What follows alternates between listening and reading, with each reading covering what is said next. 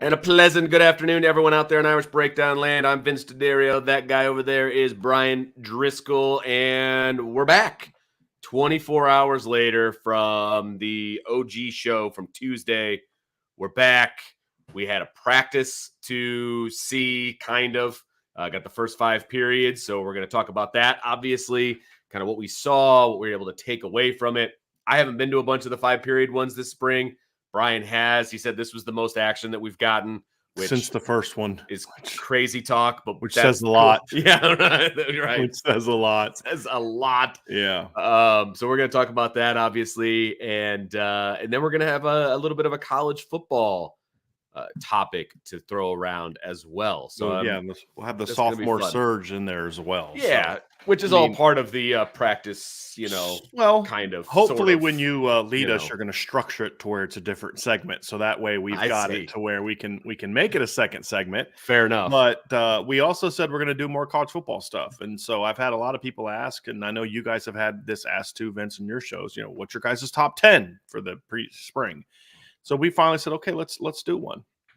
Let's do one. Let's get this thing going. So we have a very, written lightly in pencil top 10, because honestly, it's going to change in a month when we get through the spring portal. It's not going to change like dramatically, but there'll be some adjustments moving up and down when you go through that. So it's going to be fun, Vince, because like you said, the second topic is based on kind of what we've seen from practice, but it's more of a bigger picture discussion. Right. So we'll have that today. So practice report, we're going to talk about the Notre Dame sophomores, and then and we have 9 of the same 10 teams. And we have the same conference at number 10. Right. And then there's just like some slight movement. Like we have the same 1, 2, 3 in exact order. Our 4, 5, and 6 is the same teams, but different order. Our 7, 8, 9 is the same teams, but different order. And then same conference, but different teams at number 10. And we did the top 10 ranking kind of independently. We have shared each other's lists, but we did them independently. So it's going to be fun, Vince. But, of course, the first thing we're going to talk about today is practice. We're talking about practice. Yeah, practice. That's exactly what we're talking about the whole time. No. Yes. So, again, kind of setting the stage. We get first 5 periods plus stretching. So we get to see – stretching first, and then we get the first five periods. And so today, just so you guys are aware, the first 2 periods, I believe, were special teams. It was punt return, that type of deal. Then they did some individual work, and that was about it as far as what we got to see. So they started team as we were walking out the door, which is always a tease. But, that is the kind of the way it goes. But kind of effed up. But yeah, I know. It is what it is. It's like, oh, wait, team starts the 6th period. Got it. But no, we were able to glean a few things. We got to see who was out there first for punt return, for example. So there are some different things that we got to see. But let's start over on the offensive side of the ball. Brian, you were kind of keeping an eye on offense. And so we can kind of start there. Well, the one of the first things we saw was that it was kind of an offense versus defense drill. And that's true. We'll talk about it during the offensive period, because I thought it was a good period for the offense. And I think it's a drill it's probably designed more for the offense to kind of win, but if they're not tough and physical. So essentially what it was is looked like trash cans, Vince, like, practice. Yeah, they were upside down trash cans, and then player, and then the ball's on top of it. There's a defensive player on one side and an offensive player on one side. I mean, they're literally both can touch the trash can. And then the offensive player has hand on the ball, and then he picks it up and starts to run vertically right to the side of a trash can. Could have picked either side. The defensive player has to meet him, and it's basically like a mano-a-mano type of drill. Open field. Here we go. What I like about it, Vince, is it works on open field tackling and being in space, but it's also not a drill where you've got a 10-yard head start that's creating more of the helmet-to-helmet type of contact. It's meant about, being physical, and it's more of a let's see who's tough. Let's see who's going to wrap up. Let's see who's going to, play with good pad level. And it really started off well on the offensive side of the ball. I mean, we saw Deion Colsey run a guy over. Jaden Greathouse looked good. I mean, a lot of it was receivers against DBs, linemen going at each other, and not linemen, D linemen going at each other. I think it was Boubacar Traore had like the first win. And, we saw like Junior Tilamaka went against, who did he go against? He went one of the tight ends, I thought. Well, it was a W for him. That's what I do remember. Tilamaka? Yeah. Oh no, I'm sorry. I was thinking about KVA. Yeah, Sorry. Junior got rocked back, and I Yes, looked at him and I was like, he's been very disappointing so far. Just a lack of physicality on that particular play. But then you saw Kingston come up, and like the drill, it's a win for the defense if it's a stalemate. Correct. The way that this thing is set up, and I think Kingston, Drake Bowen, Boubacar, and I would say a Don Schuler are probably the only 4 that I actually saw drive a guy back.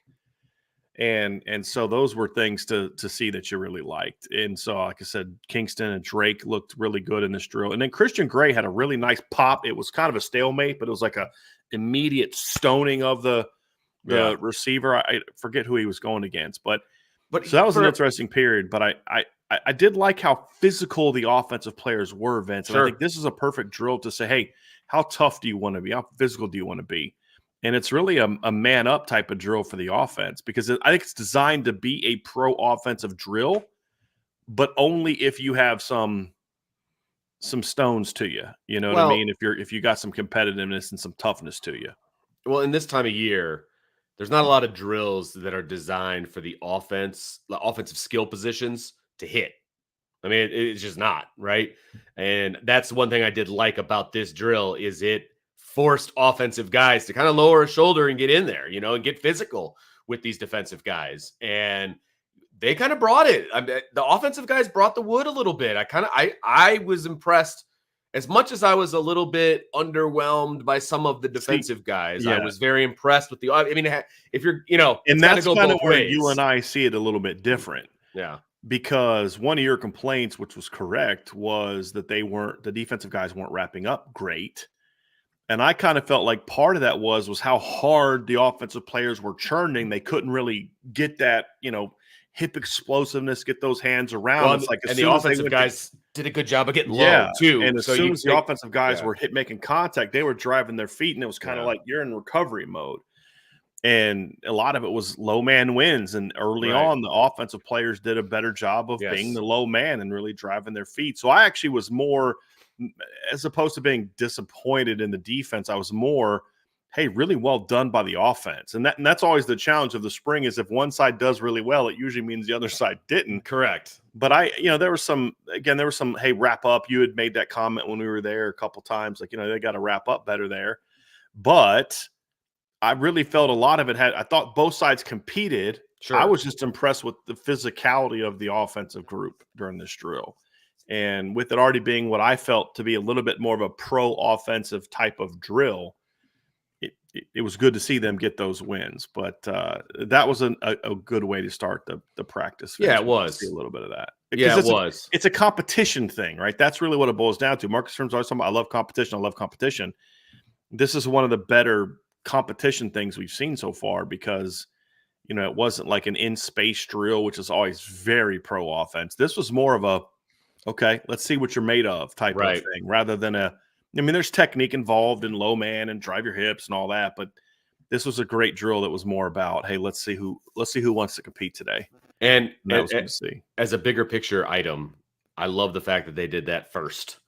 And Marcus Freeman is big on competition and kind of raising the level a little bit. And when you start practice with that type of a drill, it raises the competition level. I mean, it raises the level of intensity for that practice. It's like, okay, guys, this is what I'm expecting. He kind of gave him a little bit of a fire up speech, when they came together after stretching. Then they immediately go into this drill, and Marcus Freeman was the one in there with the whistle too. I don't know if you noticed that, Brian, but he was right there with the start-stop whistle, trying to get these guys motivated, get them going. So I do like the fact that they did that first, and it kind of sets the tone for the entire practice. And again, this is something that Marcus Freeman does. Like, that's kind of his MO. They like to do a competition thing first and then kind of get into the flow of practice. I like that so much better than, okay, we're going to do some indie, and then we're going to do a little bit of group, and then we're going to do some team, and then we're going to ramp it up, so. They've been, even when it's tackling circuit and turnover circuit and special teams drills at the beginning. They have a lot of what we've seen in spring has been there's an immediate somewhat of a competition, but this was the one that I thought was really just a it was let's see what great. you're made of type of thing. It was great. So they went from that to special teams, right? And that's obviously offense, defense working together and, that type of thing. And so we did get to see, do we want to read off who the punt return guys were? I've got that. Yeah, I mean, it's just Jaden Greathouse was the number one guy. Yep. He looks really good getting to the ball and quick. Yeah, we'll talk a lot about. You're going to hear us talk a lot about Jaden Greathouse today in like every portion of the brackets that we're going to discuss. And then next was KK Smith, which I was very happy to see, and then Jaden Mickey, then Jadarian Price, and then there was a fifth guy, Jaden Harrison, and then Jordan Faison was back there with him, but he was in shorts and a t-shirt, so he wasn't really getting any work, and he was just there because he will be part of the return group early on. Overall punting, I mean, we don't spend a little bit of time on that. They were working on, I don't even want to talk about what they're working on because I feel like that's given away a little bit of something. Agreed. But they were working on a specific type of punt, and so it was geared more. And then, but the point of it was more of the way that they were lined up. It was more of a get off the block, get to the returner with the gunners type of focus today. And so you saw Cam Williams down there covering, which I thought was pretty cool. See Cam Williams down there covering punts. A lot of the corners and receivers were working on it. So, but yeah, Jaden Greathouse looks and it's been that way in all the practice. He's the most comfortable of all the punt returners right now. Just getting to the ball. It's very quick once he gets it, and he's a pretty strong kid. So, but couldn't tackle today. So I mean, he could make everyone miss because they couldn't tackle him. That's fair. They weren't allowed to tackle him. So, right. Yeah. But I mean, you could just see certain things of getting. I mean, I don't know if I saw the ball hit the ground when it was kicked near him. I was going to say not when it was kicked near him. They didn't want to. They didn't want Jaden Mickey to return the ball. Yeah, there was a couple that were kicked out of bounds. But as far as like when Jaden gets to that ball, he tracks the ball very well. Yeah, he does. But let's get to some offense, Vince. Yes, let's get to some offense. So you were kind of focused on the offense today, and you definitely picked the long straw on that one. A little bit more to see offensively.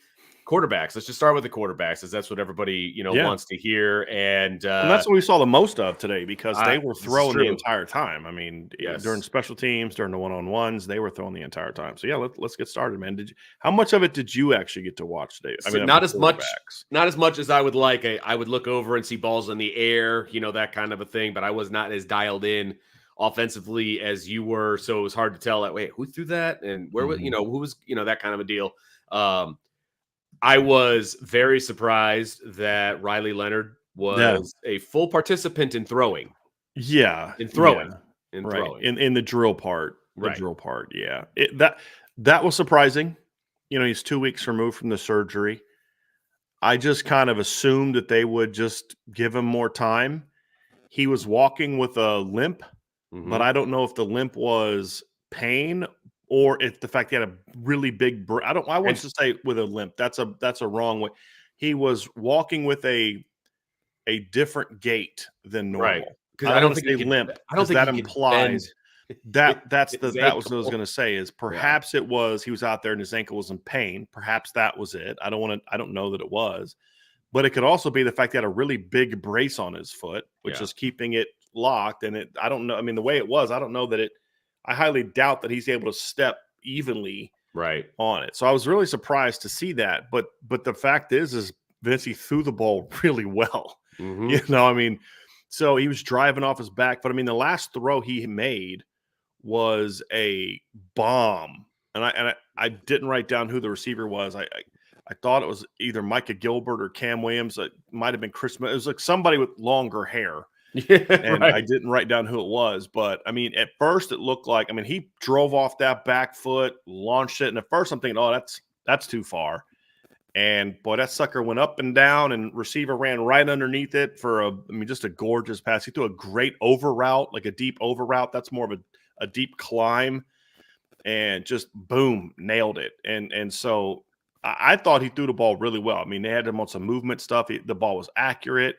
He was doing a good job of hitting a quick game. The slant routes were right in the gut. I mean, everything I saw, Vince, from him today, I thought was very, very sharp.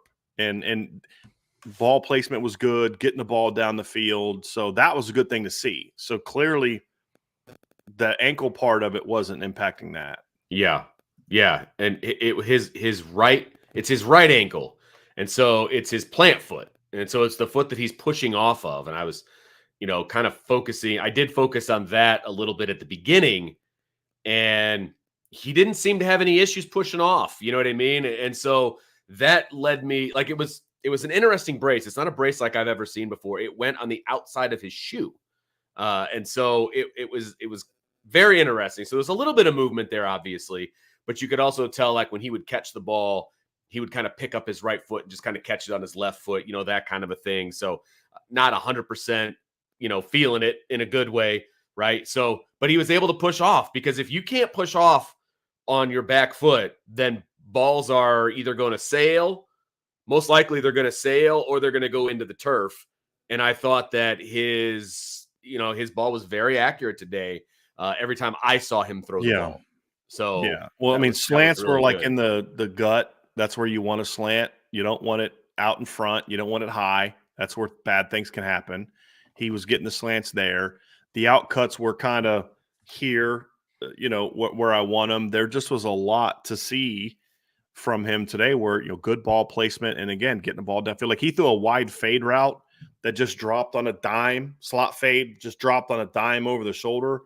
That I'll say overall, I thought all the quarterbacks were sharp today. That's a route I'm going to have a breakdown on this on the board. It's going to be the first route concept I break down of Mike Denbrock. It's a big part of their offense, like a big part of their offense. But it's a route that takes some work. I mean, that slot fade, Vince, is one of the harder throws to master early on. And because speed and depth and distance, it's not a throw it to this spot type of route like a traditional corner or things like that. And then, of course, receivers, it's a lot to master. And it was routes on air, so there's a lot we don't know about how the receivers are going to handle it.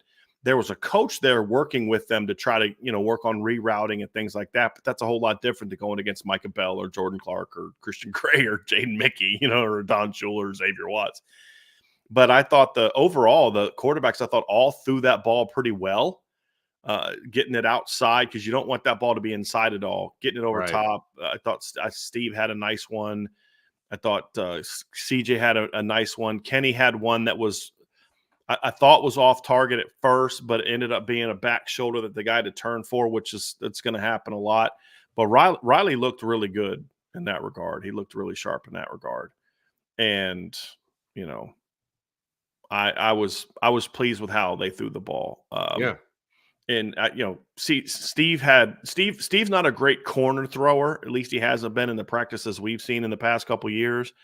But today he threw two really nice corner routes during routes on air. Now, keep in mind, all this, guys, is routes on air. This isn't like one-on-ones. This is routes on air. But they were sharper than they've been all spring from what we've seen, Vince. I mean, I don't remember a single ball hitting the ground. I thought the receivers caught the ball well, but the quarterbacks were sharp. I mean, they were putting the ball. There was one-handed catch that Cam Williams made, which was really impressive. But other than that, I think that was a ball from Steve that was high, but might have been Kenny. But overall, I thought the quarterback ball placement today was really good. And they were hitting, like, Steve was hitting corner routes effectively, which is not a great route for him. CJ was typical CJ. I mean, he puts that ball wherever he wants it. I mean, that's the thing you see from that kid. His accuracy is. Now, look, shouldn't be surprised by that. He's a 5-star talent. That doesn't tell us that he's ready yet. We haven't seen him read a defense yet or have to handle pressure or anything. It's just what you know about CJ is when that kid's out there going through RVA and going through drills, it's a thing of beauty watching him throw the football. Mm-hmm.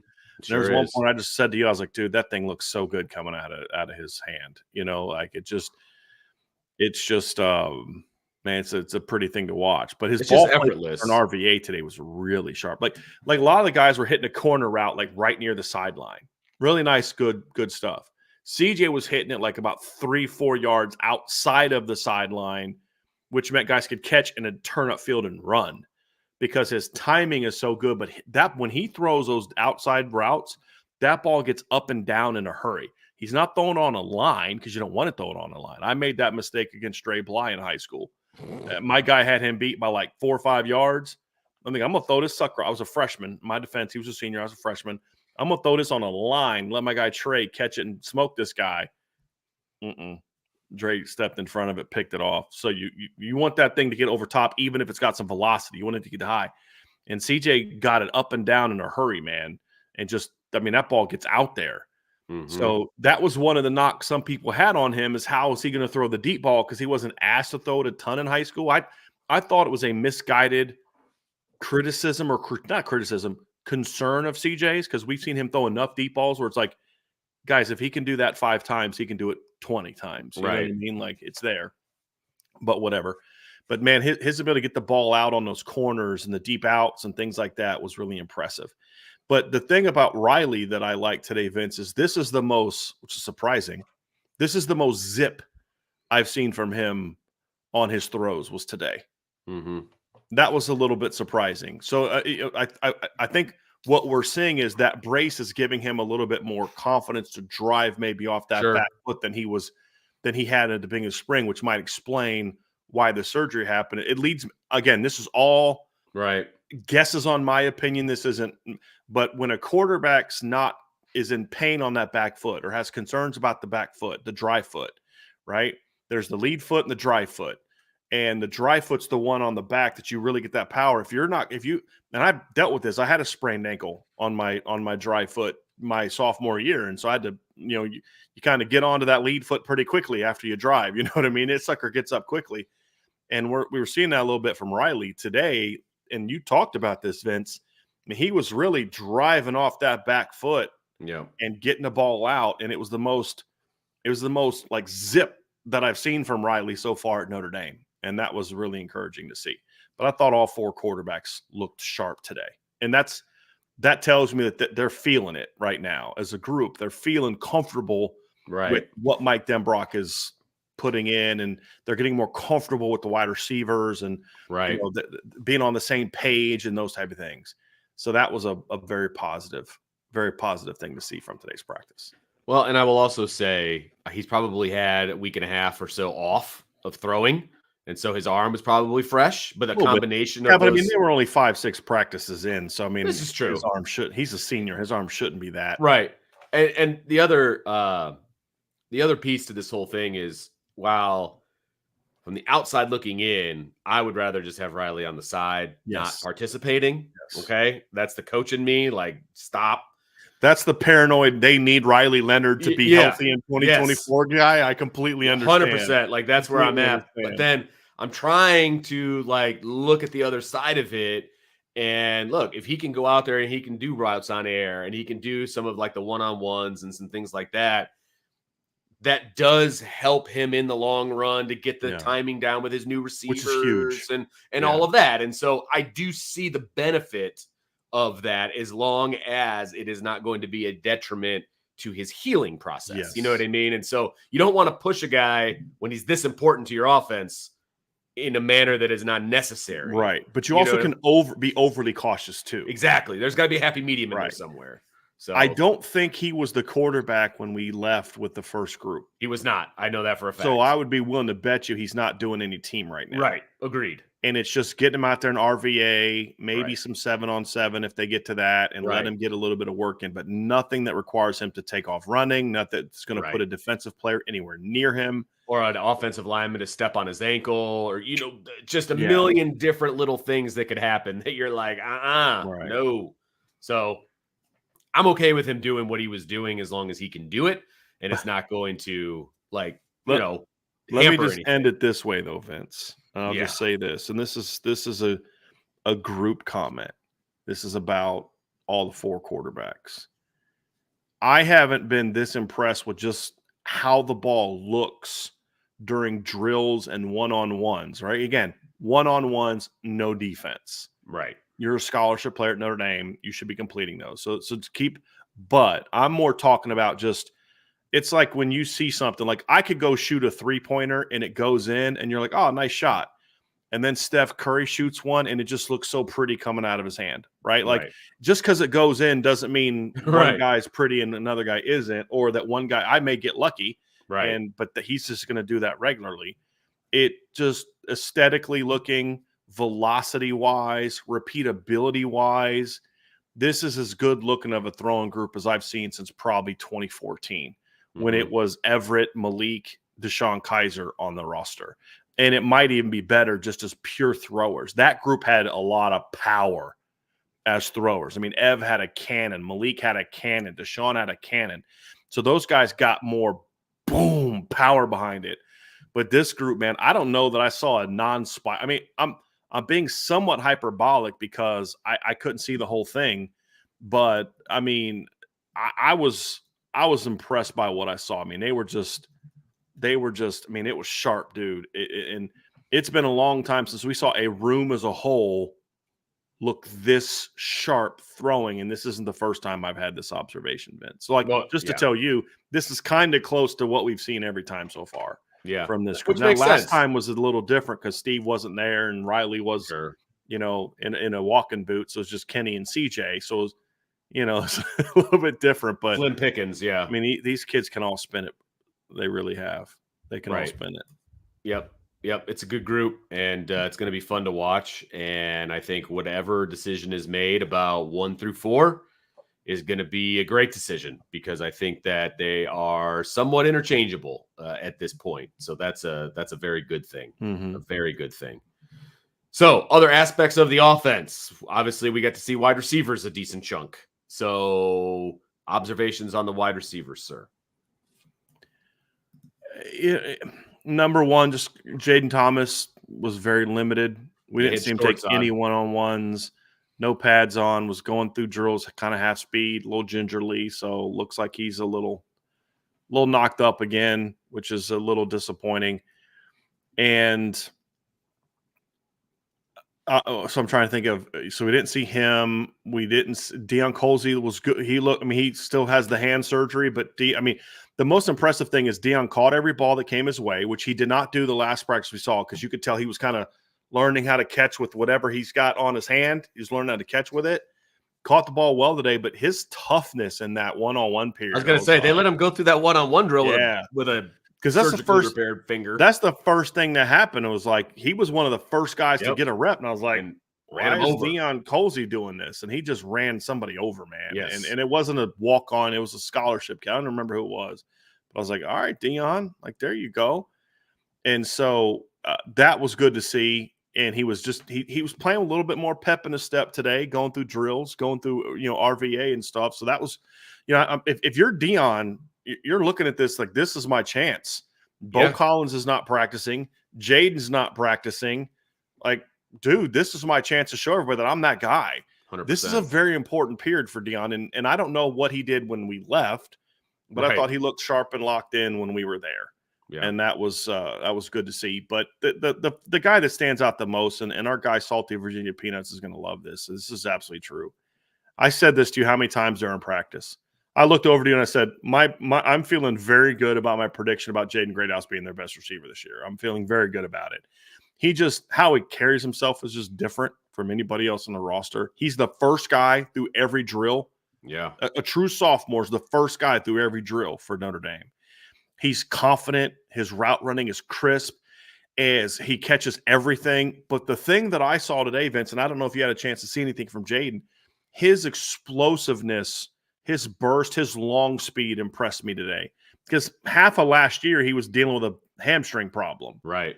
And he looked really, really sharp and really explosive and really accelerated well to the football. And he's just a really impressive kid. I mean, it takes a lot for a receiver to kind of have me react the way that I'm reacting to Jaden when he didn't take a single rep against a defense. Like, you've got to look really sharp to catch my eye as a receiver when you're not going against anybody. Now, that's the next step to evaluate him is what's he doing when it gets to team and 7-on-7 and 1-on-1s. But in what we saw today, man, I was impressed. I was impressed. And some people are saying, like, Jordan Faison missed an opportunity. Jaden Greathouse was ahead of Jordan Faison last year. Right. And the only reason Jordan Faison was playing in the slot was because they had to move Jaden Greathouse out. Yeah. Jaden Greathouse is always going to be a starter at Notre Dame. So this notion that, he's passing up Jordan Faison. Jaden Greathouse was always going to be that guy. Yeah. The question is if Jordan's ready to go, you move Jaden around. But Jaden Greathouse is right now their best receiver. And so I don't think Jordan Faison's missing anything by not being there. He's getting plenty of work in. Just this makes was always going to – I don't care if Jordan Faison was out there every single day. Jaden Greathouse is their best receiver right now, and it's been that way every practice we've been to. Now, other guys are looking good. Chris Mitchell looks good. He's got some speed and smooth and fluid. Micah Gilbert is super smooth and for his long. We got to see Micah let it go a little bit today, Vince, with some long speed. Everything we've seen so far has been like ins and stops, and there's been a couple outside goes, but today it was a lot more of the drives, the overs, the posts, the goes. Right. A lot more long balls. Yeah. I agree. Yeah, exactly. And so you got a chance to see some of that, and you got a chance to see Micah really turn it loose. And you say, okay, he's got a little something to him. He's got a little something to him. So KK Smith is real smooth. I mean, it almost looks like, Vince, and I don't know if you saw much of KK, and it was like this in punt return too. It almost kind of looks like he's not trying real hard because he's so smooth. Yeah. You know what I mean? It's just like he's going through it pretty quickly. He's just a boom, boom, boom, boom, boom, boom. So get his hands up. It's everything he does is just real natural and smooth. KK impressed me. Jaden Harrison's really twitchy, choppy route runner, like still learning the intricacies of route running, but his explosiveness is really impressive. It's really impressive. And then the last one for me is Cam Williams is an interesting kid because, first of all, he looks like a veteran. I mean, Cam and Micah are about as well put together freshmen as you're going to see. But when Cam's going through drills and whether it's the box drills, whether it's working on the stop top ends, he's always 3/4 speed. He's very robotic because he's learning it. He doesn't really know what he's doing. He's not comfortable yet. And so you can tell he's way behind the other receivers in regard to his comfort level on the precision aspects of playing the position, which isn't really overly surprising. But when you get out to one-on-ones and they're running all these vertical routes, you're like, yeah, buddy, that's why Cam's a dude. Because he just plays at a different speed than everybody else, a different gear than everybody else. And you're like, yeah, that's why you work on the route stuff now to get that figured out. Because once that light goes on and the 6'2", 205, 4.4 speed takes over, you got yourself a dude. And he caught the ball. Remember the first day he dropped like 4 or 5 balls the first practice because it was in his head, man. Today, I mean, did you see that one-handed catch he made on it was actually this way on an over route? Really impressive catch. So yes, I did. He's looking more comfortable in those settings. It's just trying to get that timing down of how to run routes, and he's just not there yet. But if you're a football coach and you had to play a game on Saturday, I'm running him a go route. I'm running him crossers, overs, and posts. I don't need him to know all the other stuff. I'm playing him, and he's going to get reps doing that stuff. But again, it's awesome, Vince. It's April 3rd. Right. They're not playing a game on Saturday. Exactly. This is a great learning experience for him, and I don't care that he's going through it 3. I'd rather him go through it 3/4 speed now and really focus on the timing of it, the footsteps of it, the sink in your hips, and then as he gets into the summer and the fall camp, he'll then be able to speed it up, get rid of the tells because he lifts up at the top. That's a tell. So he'll learn all that stuff. But man, when he gets out there and he turns it loose, he can really fly. And again, guys, as we said before, there was no one-on-ones against DBs, no 7-on-7. This is just RVA going through routes, working on the route concepts, working on the timing. But when he's out there doing that stuff, Vince, he can fly. Oh yeah, he really can fly. Well, and in a lot of other years, he's pushing for playing time. You know what I mean? And he'll be doing that again this year too. Right. But I'm saying even past years, you're like, dude, he's going to start. Yeah. You know what I mean? Yeah. But like the wide receiver room has been remade in a very good way at this point where he kind of has that leeway a little bit to kind of learn, especially in the spring, to learn and get himself up to speed and get him to where he needs to be. That way he can actually be a contributing member of a potential rotation or a package guy or whatever the case may be as a true freshman. You know what I mean? He's got better be grace. A package guy. And I agree with you. I'm just saying, he's got that ability to learn now because the room is as deep. And that's a great point, Vince, because you don't need Cam to be that guy right now. Exactly. You've got Chris Mitchell. You've got Jaden Greathouse. You've got Deion Colsey. You've got KK Smith. You'll eventually get Jaden Thomas back. You're eventually going to get Bo Collins there. You've got Jaden Harrison. You've got Micah Gilbert, who's a more advanced player right now than Cam. And so you don't need him to, hey, if Cam doesn't grow up in a hurry, we're in trouble. You don't need that. It's like you teach him, you throw the kitchen sink at him now, and then when you get to fall, you're like, okay, he's really only good at these 4 things. Okay, fine. Put him in the game and run those 4 things. And you're fine. And he plays 10 snaps or something like that. But those are things that I like to see. But just there's a different look to this receiving corps, Vince. They just kind of go through everything with more confidence. And part of it's the personalities of the kids that are here. Cam Williams is a very confident kid. Jaden Greathouse is a very confident kid. You're seeing more of that. Chris Mitchell carries himself with a lot of I don't know him well enough to know if he's naturally a confident kid, but he carries himself well. And so Jade Harrison's carries himself with a lot of confidence. So and of course, then there's just speed. This group can run. I don't know if they're going to be any good in the fall, right? Because, again, we haven't seen them go take a rep against a DB since the first practice of the spring. When there was no pads or anything else. Right. But they can run. This group can really run. So, takeaways, Jaden Greathouse will look great. Cam Williams can really fly. Micah Gilbert's very advanced. The transfers are explosive athletically, and Deion Colsey's playing with a lot of confidence right now. To me, those are the big takeaways from receiver. Running back, Vince, we didn't pay much attention to them. They were just working on handoffs and back drills. Yeah. One thing I did like is they catch the ball well. We did see Jabron Payne. I haven't seen him all spring. I know he's been there.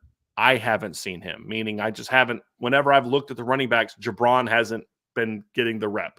Right. It was nice to see him, just kind of recognize him, see him catching the ball. Keidron Young was out there today. He wasn't in pads, but he had a jersey on and he was going through bag drills. So they're working him back into shape, which is good. But the one thing I did see today, and again, I wasn't focusing on the running backs a lot. I was more focused on the quarterbacks, but Jadarian Price is route running on routes out of the back. Just like the traditional routes, running back routes. Vince, he's getting sharper and sharper and sharper as a route runner. I noticed that today. He's getting a lot more comfortable with those routes because we're talking about 2 different things. There's the routes they're teaching Jeremiah Love, which are basically receiver routes. We're not talking about those. We're talking about running back routes that you have is built into your package for the running backs. And so that's because if you can get Jeremiah Love doing his thing and then, then all of a sudden you've got Jadarian Price can also catch the ball on certain things, you're going to be dangerous because now you truly have everyone on the field as a legit pass game weapon. Right. So that was good to see. Offensive line, there was nothing to tell from today. And they all went outside. They weren't even inside most of the time. Offensive line and defensive line. Defensive line went outside for a while too. Mm-hmm. So they were working on bags, 2-man drive blocks. There was not a lot to see. And so only time we saw them take 1 rep and Jordan Clark blew the play up. That's all we saw from them was that. So that's why we're not focusing a lot on the lines. There's just nothing really to see. Absolutely. So, and again, defensively, we saw the drill that we talked about. And so some of those guys stood out and we kind of talked about those guys. Then they broke off and they were doing some route recognition, some formation recognition with the back 7. And it was the back 7 that we anticipated that it would be, and then that it's been for a while now, especially with Benjamin Drake Morrison Bone being at Mike, out. Jack Kaiser at Will, Jalen Sneed at Rover, and we saw number 1 boundary safety was Adon Schuler. Number 1 field safety was Xavier Watts. And then when they rotated, Vince, it was Jaden Osbury at Rover. And then we saw Kingston come in at Will. Mm-hmm. And then I think Kingston actually came in at Mike and they moved Drake over to Will. Yes. is what we saw them do. And they had Kaiser at Mike with like the second group. Like they kind of just reversed them. Yeah, for like one rep. Yeah, right. For like one rep. Yeah. And then you saw Luke Talich as the boundary safety. Right. And then Ben Minnick is the field safety is what we saw personnel-wise. But Yep. I thought the communication was good, Vince, considering how many young guys were there. I think I only saw – I mean, Al Golden was chirping about communication, but it was more chirping in regard to emphasizing what they're doing, what the drill is about. Get that communication. It wasn't, what the flipping heck are we doing here? It wasn't that. Right. The only time he got pissed was at the scout team guys for not giving the kind of speed look that he needed. And he wanted that drill to move. Yeah, like he seemed to be pleased for the most part with the communication that was happening. And there's a couple times there was mistakes and he didn't lose it. He was like, he loudly corrected it. Yeah. And then they did it again. And when I say loudly corrected it, it was more of a, when he's loud, it's more of a, I want everyone to hear this. Yeah, exactly. So I don't have to repeat it to the next group, right. which I like. I mean, that's a good thing. Yeah. And so we saw that this was probably the most barking I've seen from Al Golden in their practice. By far. For a while. Like, you know what I mean? And again, when I say barking, it's coaching. Yes. But it's like forceful and it's like, here's what we're doing and everybody get going and we got to move and we got to go, you know. But it's amazing listening to him coach that fast. Yeah. It really was impressive. Because, like, I mean, that drill was going and he was saying a lot. And it was like, dude, he's getting a lot of coaching in a very short period of time. And he, like I said, he knew exactly what he wanted to get accomplished out of this drill from start to finish. And he did not want any air, you know, between reps. Like, I mean, he did boom, boom, boom, boom, boom. Well, and why, Vince? I mean, what's the reason why? It's because you want them being stressed. You want your defensive players being stressed. Yes, from a tempo standpoint, so that they don't have 5 minutes to figure out what's coming at them. It's like you want to push it. You want to push the tempo on them. So everything they do, you talk about boom, boom, boom, boom, boom. That's what you want the decision-making process to be. Because I've always believed you always go faster in those things than really what's real in a game. Just like when I would teach route running as a receivers coach, I would have them overemphasize the hip drop. You know, well, they're never going to, you know, put their chest over their knees like that in a game. But if I can get them to overemphasize that during drills, then in game, it's going to look exactly how I want it. Yeah. And you could see that from Al Golden. So I enjoyed watching that. Like, I was supposed to be watching the offense during that period of time, but I kept looking back over and listening to Al Golden coaching. And I don't know. I think I might have heard one word I wouldn't want my mother to hear. I mean, it was coaching. It wasn't screaming at him. It wasn't UMFers. No. It was coaching. And that was his drill. Yeah. That was his drill. I mean, you saw every other position. I mean, Max Bulla was back there chilling. I mean, everybody's back there chilling. This is him. Yes. And Vince, there was a part where Vince was like, I'm just glad to know it's not just high school that the scout team coaches can't get guys going, because that was the problem earlier. He's like, guys, come on, go. This is a what was he saying? This is a jet. This is a jet, meaning like you got to go with some tempo. Right. And like the jet and the running back kept running into each other. It's hilarious. I think he's about to lose it. It's hilarious. How many times have you been trying to coach your side of the ball and the scout team isn't just give it to me. Give it to me. I'll do it. Yeah. You know, and then you got to get over and like that's what I felt like Al Golden was about to do. Yeah. I thought he was about to go and start coaching. Give me the cards. Yeah, give me the cards. Because that an expression that full-time coaches have yelled a million times. Just give me the cards. You know, exactly. I made this dummy proof for you guys, and you can't even do it. Yes. Yeah. Apparently not. Apparently not. That's my favorite. But the point is, Vince, in reaction to that, there was a lot of good, healthy communication happening. And I noticed one thing. He commended Adon Schuler a lot for getting the communication correctly. And as we kind of dive into some guys we thought looked good today, Vince, Adon's one of the first ones that popped in my head. I think he's going to be. Yeah, I watch more of the defense. Go ahead. I think Adon is going to be, and we've talked about him every time we've done one of these already this spring, right? because he's popped. I mean, he hasn't looked like a fish out of water with the ones. And I think he's going to be one of the real bright spots coming out of this spring, and he's going to force himself onto the field. Now, I don't know if he's going to end up being a starter or not. I mean, obviously they brought in a transfer to potentially be the starter across from Xavier Watts, and I get that. And Adon gets that too. But he has got an amazing opportunity this spring where he doesn't have anybody in that spot, and he is able to get those reps, and he is taking advantage of those number one reps. I was impressed with him in the drill work. Obviously, Al Golden was impressed with him with the recognition and things like that, and he's moving at full speed, which sometimes that can be tough when you're first time in the limelight, kind of a deal. But he is coming downhill. He's doing things at full speed. I have been very impressed with him. And if he ends up, winning the starting job, he is going to earn it big time. He's going to earn it. And he's going to earn himself playing time, period. Yeah, that's the key. Whether he's starting or not, to me, is irrelevant. They need at least a third safety to play a bunch. Whether he's starting or Rod Hurd starting or they're co-starters or whatever the case may be, Adon needs to play. And I don't even care if he's starting or not. He needs to play. And he could be wrong in the things he's doing, Vince. But if he is, he's doing it the way that you and I have always said. You want a young guy to do it. Make a mistake 100 miles an hour because I can fix the mistake.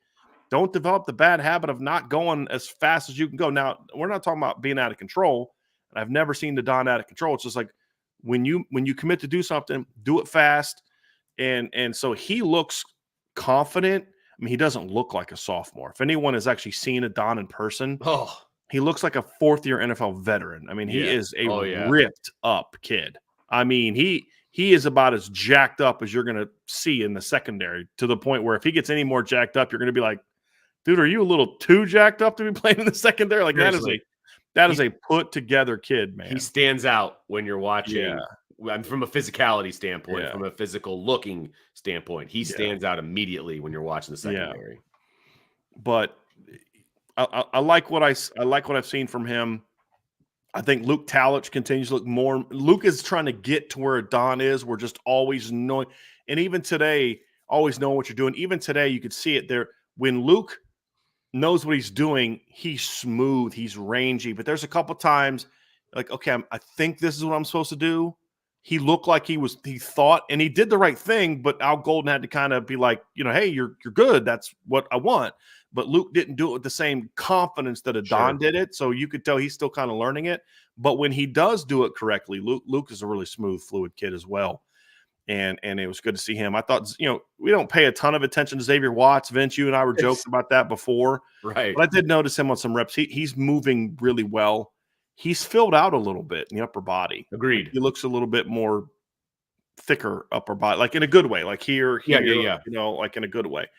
But he's moving well, no stiffness, none of those type of things. And so overall, I tell you, man, Vince, I don't know if these kids can play, but the athletic ability of the safety group is noticeably better than it was a year ago. I mean, DJ Brown is a super smart player, and all these kids have a long way to go, but Ben Minnick, Luke Talich, Adon, so they're all better athletes than he was.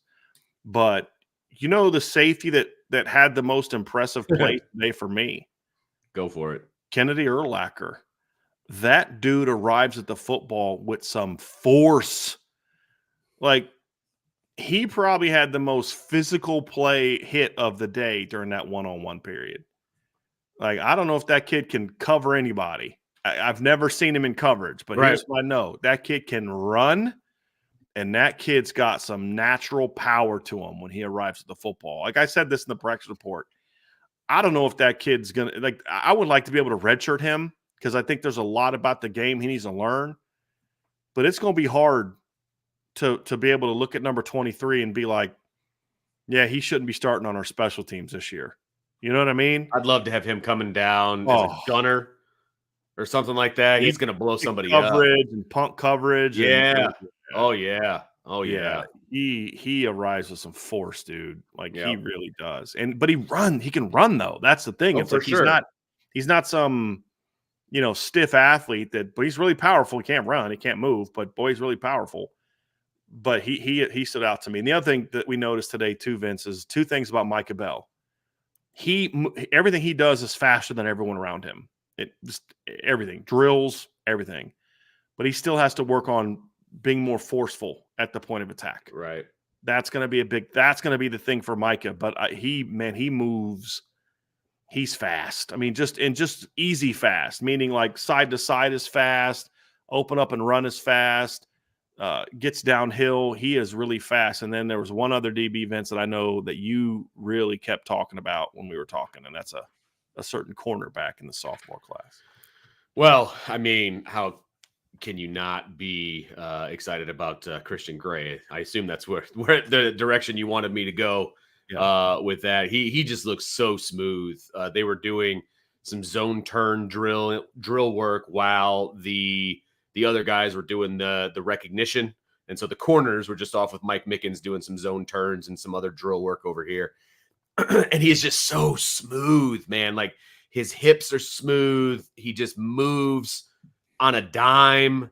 I mean, and I know this probably doesn't surprise anybody because that's just who he was last year as well, but he's filled out a little bit more, which is good.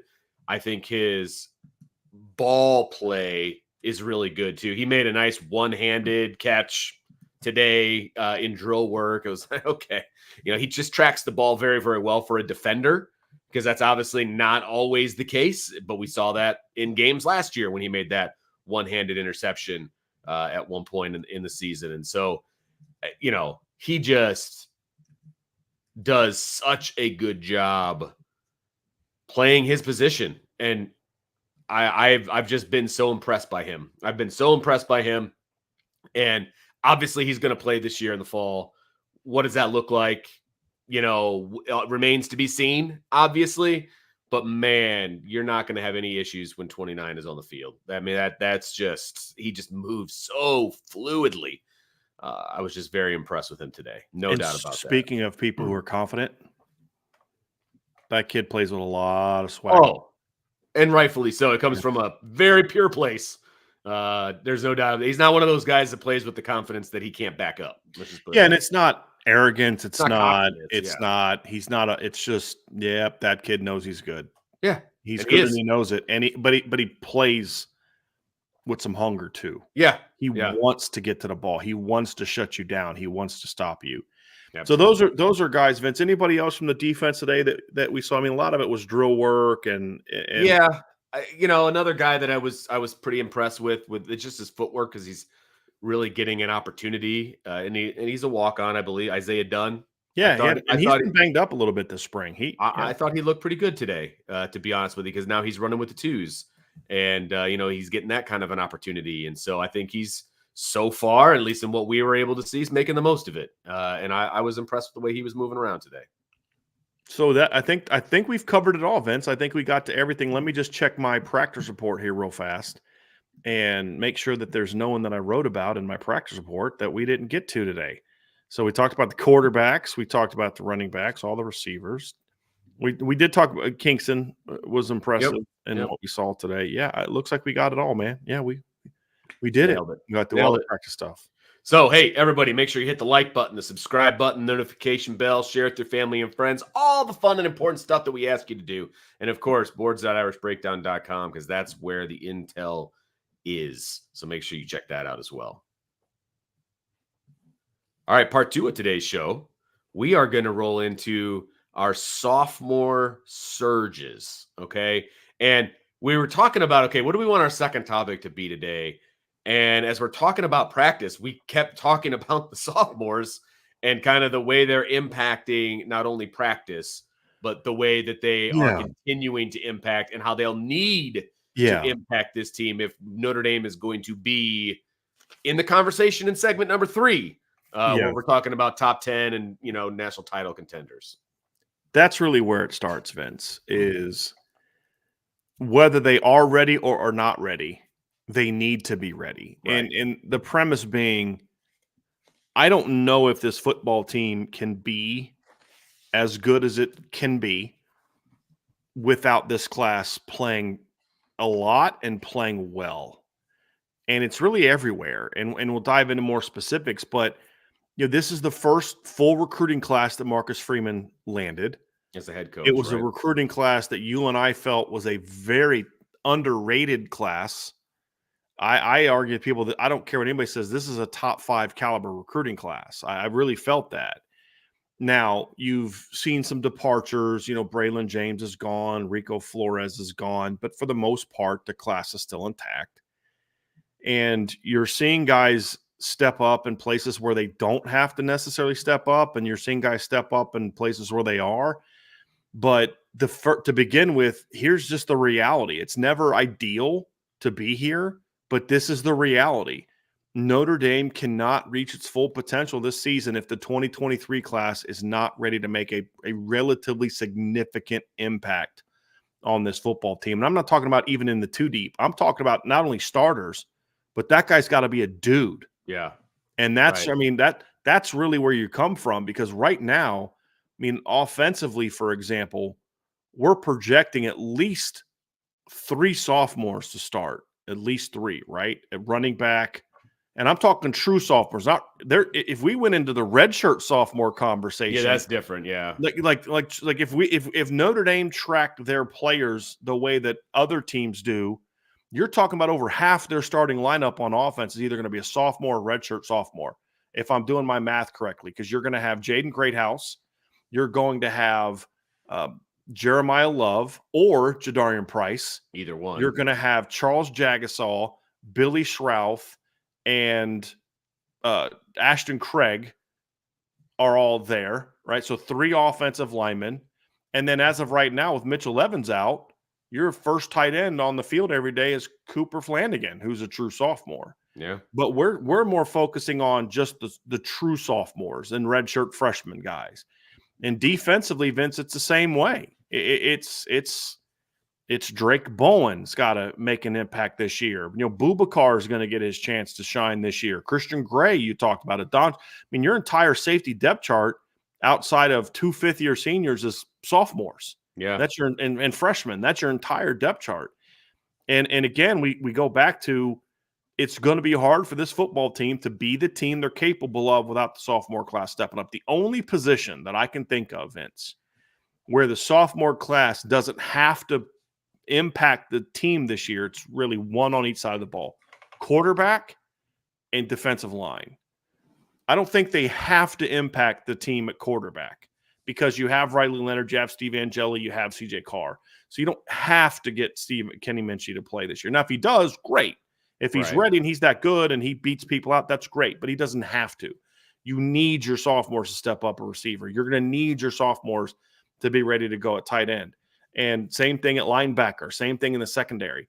These are same thing at running back. These are things that have to happen if this team is going to reach its full potential. And on top of that, Vince, it's not even just starters and depth. Here's the third layer to that. Who are most of your playmakers on offense? A lot of the guys we're all expecting to be the top, and I didn't even talk about Jordan Faison, who wasn't even out there today. But if we're talking more big picture, Jordan Faison's another guy to throw in this conversation that we're having today. So when you look at this team, you say, can this offense really be a championship caliber offense without Jeremiah Love, without Jaden Greathouse, without Jordan Faison, without Charles Jagasol, without Cooper Flanagan? I don't know that it can. It'll be a little tougher, especially with Jagasol and Jeremiah Love. You're still gonna be pretty good at running back. But with him and Price, you've got yourself a heck of a 1-2 punch. So that's really where it begins with me, Vince, on offense.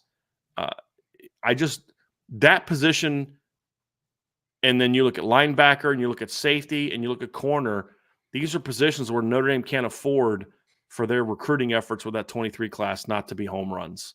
That's really where they are. But can I say one bit of good news, Vince, as I kick it to you? The one bit of good news to everybody, we just laid out kind of a dire thing. Like if true sophomores don't step up, this team could be in trouble. But here's why we decided to talk about this today. Because we're watching practice today saying, these kids are freaking good. They look like they're, at least for where we are right now, this class as a whole looks like it's answering the bell. Right. Or at least it's ready to answer the bell, Vince. Well, and we've had conversations like this in the past, like, okay, this class has to step up. This class has to do this class has to do that if Notre Dame is going to be who we think they should be. We've had these discussions. The difference has been it's all been hypothetical at that time, at the time of the conversation. It's been hypothetical. It's like, well, we think that this person can do this, and we think that this person can do this, but we're seeing empirical evidence at practice of this class showing up and showing out. That's the thing. And we haven't even had an opportunity to really see this class, do what we know that they can do, what we think that they can do. But man, every time we do these practice reports, or every time you and I are sitting there and we're watching practice and we're watching these guys do their thing, and it's like, okay, that kid's a sophomore. That kid's a sophomore. And okay, this kid's balling out right now, and he's a sophomore. And that's what kind of drew us to this topic in the first place in April, by the way. This is not a normal conversation for April. It's just not. And so us having this conversation today was purposeful because of what we saw and what we have seen at practice. Obviously, last year as true freshmen, okay, there's, glimmer of hope. There's some light there, et cetera, et cetera. But now they're taking the baton and they're running with it, literally and figuratively. And this class has the opportunity to be special, and they're about ready to put this team on their back and take them, to some rarefied air, I guess is the best way to put it. And it's exciting. Right. Hopefully. Think about, we how much have we talked about, man, Jeremiah Love looks really good. Goodness gracious, and he's a sophomore, and Jadarian Price is more of a traditional redshirt sophomore in that he missed a whole year with an injury. So he's really a second-year player as well. So you could really throw Jadarian in there in ways that I wouldn't throw some other redshirt sophomores who just redshirted. Right. Like Jadarian missed a whole season because of the Achilles injury, where he wasn't practicing. He wasn't, When he wasn't even full go at the beginning of last year. You know what I mean? It was a slow. And even all year that he was limited in his opportunities. Oh, yeah. And then you look at receiver, and you're just like, dude, the most impressive receiver that we've seen so far by far is Jade Greathouse. But it's like in past years, we've had this conversation about how one guy's just way better than everybody else. And usually it's followed by, because he better step up because what's after him ain't great. Right. This is different because it's like it's Greathouse, it's Faison, it's KK Smith, but but Deion Colsey's having a good spring so far from what we've been able to see. Chris Mitchell looks as good as advertised. Andrew Jaden Harrison's actually a little bit better than I thought he was going to be. I as agree. A natural wide receiver. I knew he could return kicks. I thought he was going to be a returner only kind of a deal. And so it's not like, oh, gee, they don't have anyone else. So hopefully Jaden Greathouse figures it out. It's like, dude, I've been impressed with the athleticism, and I didn't even talk about the freshman. I've been impressed with the athleticism of a receiver, but this dude number 19 is just every day I'm out there is just clearly their best receiver. And so you're like, well, that's great. Can he carry that over into the season? Right. The good news is before the injury, he looked like he could be that guy. I mean, he had 4 touchdowns in his first 5 games last year. Right. And that catch against NC State was one of the best. We talked about it being one of the best throws that Sam Hartman made all year. That was a heck of a catch by Jaden Greathouse too. And then Cooper Flanagan is doing well. Charles Jagasol is got to play well this year. He's the left tackle replacing your All-American. So when you look at the offense, Vince, your best players in certain situations are going to be this sophomore class. And so it's not only impactful in that regard, but it also tells us a little something about this coaching staff's ability to evaluate and recruit as well, to be able to get the Jeremiah Loves, to be able to get the Jaden Greathouses and get the KK Smiths and the Charles Jagasols and the Cooper Flanagans. Not that they made great evaluation of those guys, because you're like, well, duh. But like they went after some big fish and got some big fish, and we're seeing those kids make an impact. And they're making an impact partly because they have to, which that makes you nervous. But the thing that gives you the whew is that when you get out there, you're like, yeah, they'd have played no matter what. Yeah. I mean, and that's the thing that gets you fired up, right? Like, yeah, they need Jaden Greathouse to play, but it's like, but he would have done it anyway because that looks that good. Right. Same thing with Christian Gray. There are older players that a whole big reason why I think Clarence Lewis is gone. Oh, is because he got passed up by Christian Gray in 5 minutes. This Right. is a kid that started for Notre Dame in a playoff season, started for Notre Dame in another year where they went 11-2, and he got passed up in 5 minutes by Christian Gray. And now Christian just in practice, you're almost like, I thought Benjamin Morrison was hurt. Oh, Yeah. wait. No, sorry. That's Christian Gray. Yeah, they gave him another number. What are they doing? You know what I mean? Like I've said this before, but he looks so much like Benjamin as a player, at build-wise, athletically, confidence-wise, instincts. And that's the thing that I think Mike Mickens doesn't get enough credit for. He finds athletic players, but if you noticed, most of the corners he recruits are there's exceptions. Micah Bell's kind of raw and he needs to learn, but like you look at Christian Gray, Jaden Mickey, Benjamin Morrison, Leonard Moore. These are super high IQ football players as well that just really understand how to play the position. So, and then defensively, like, yeah, it's great that Christian looks good, Vince, but they need him to. They need him to be ready to play even before the injuries happen. They need Drake Bowen to step up and be good. They can't afford for him not to. They need you talked about a Don Schuler. They need a Don to step up. And they need at least one other guy from the sophomore class, whether it's Ben Minnick or whether it's Luke Talich. I don't care which one it is. They need one of those guys to step up and play. And so when you look at, and then Micah Bell, he is the depth that right now in the nickel. Yeah. So your secondary cannot once again be one of the best in college football if your sophomore class isn't ready to go. And so far, that's a good point, Vince. I like that was, and you and I talked about this before spring practice. That was one of my big concerns. Like, dude, they need a lot of guys, young guys to play. And you and I have always said this.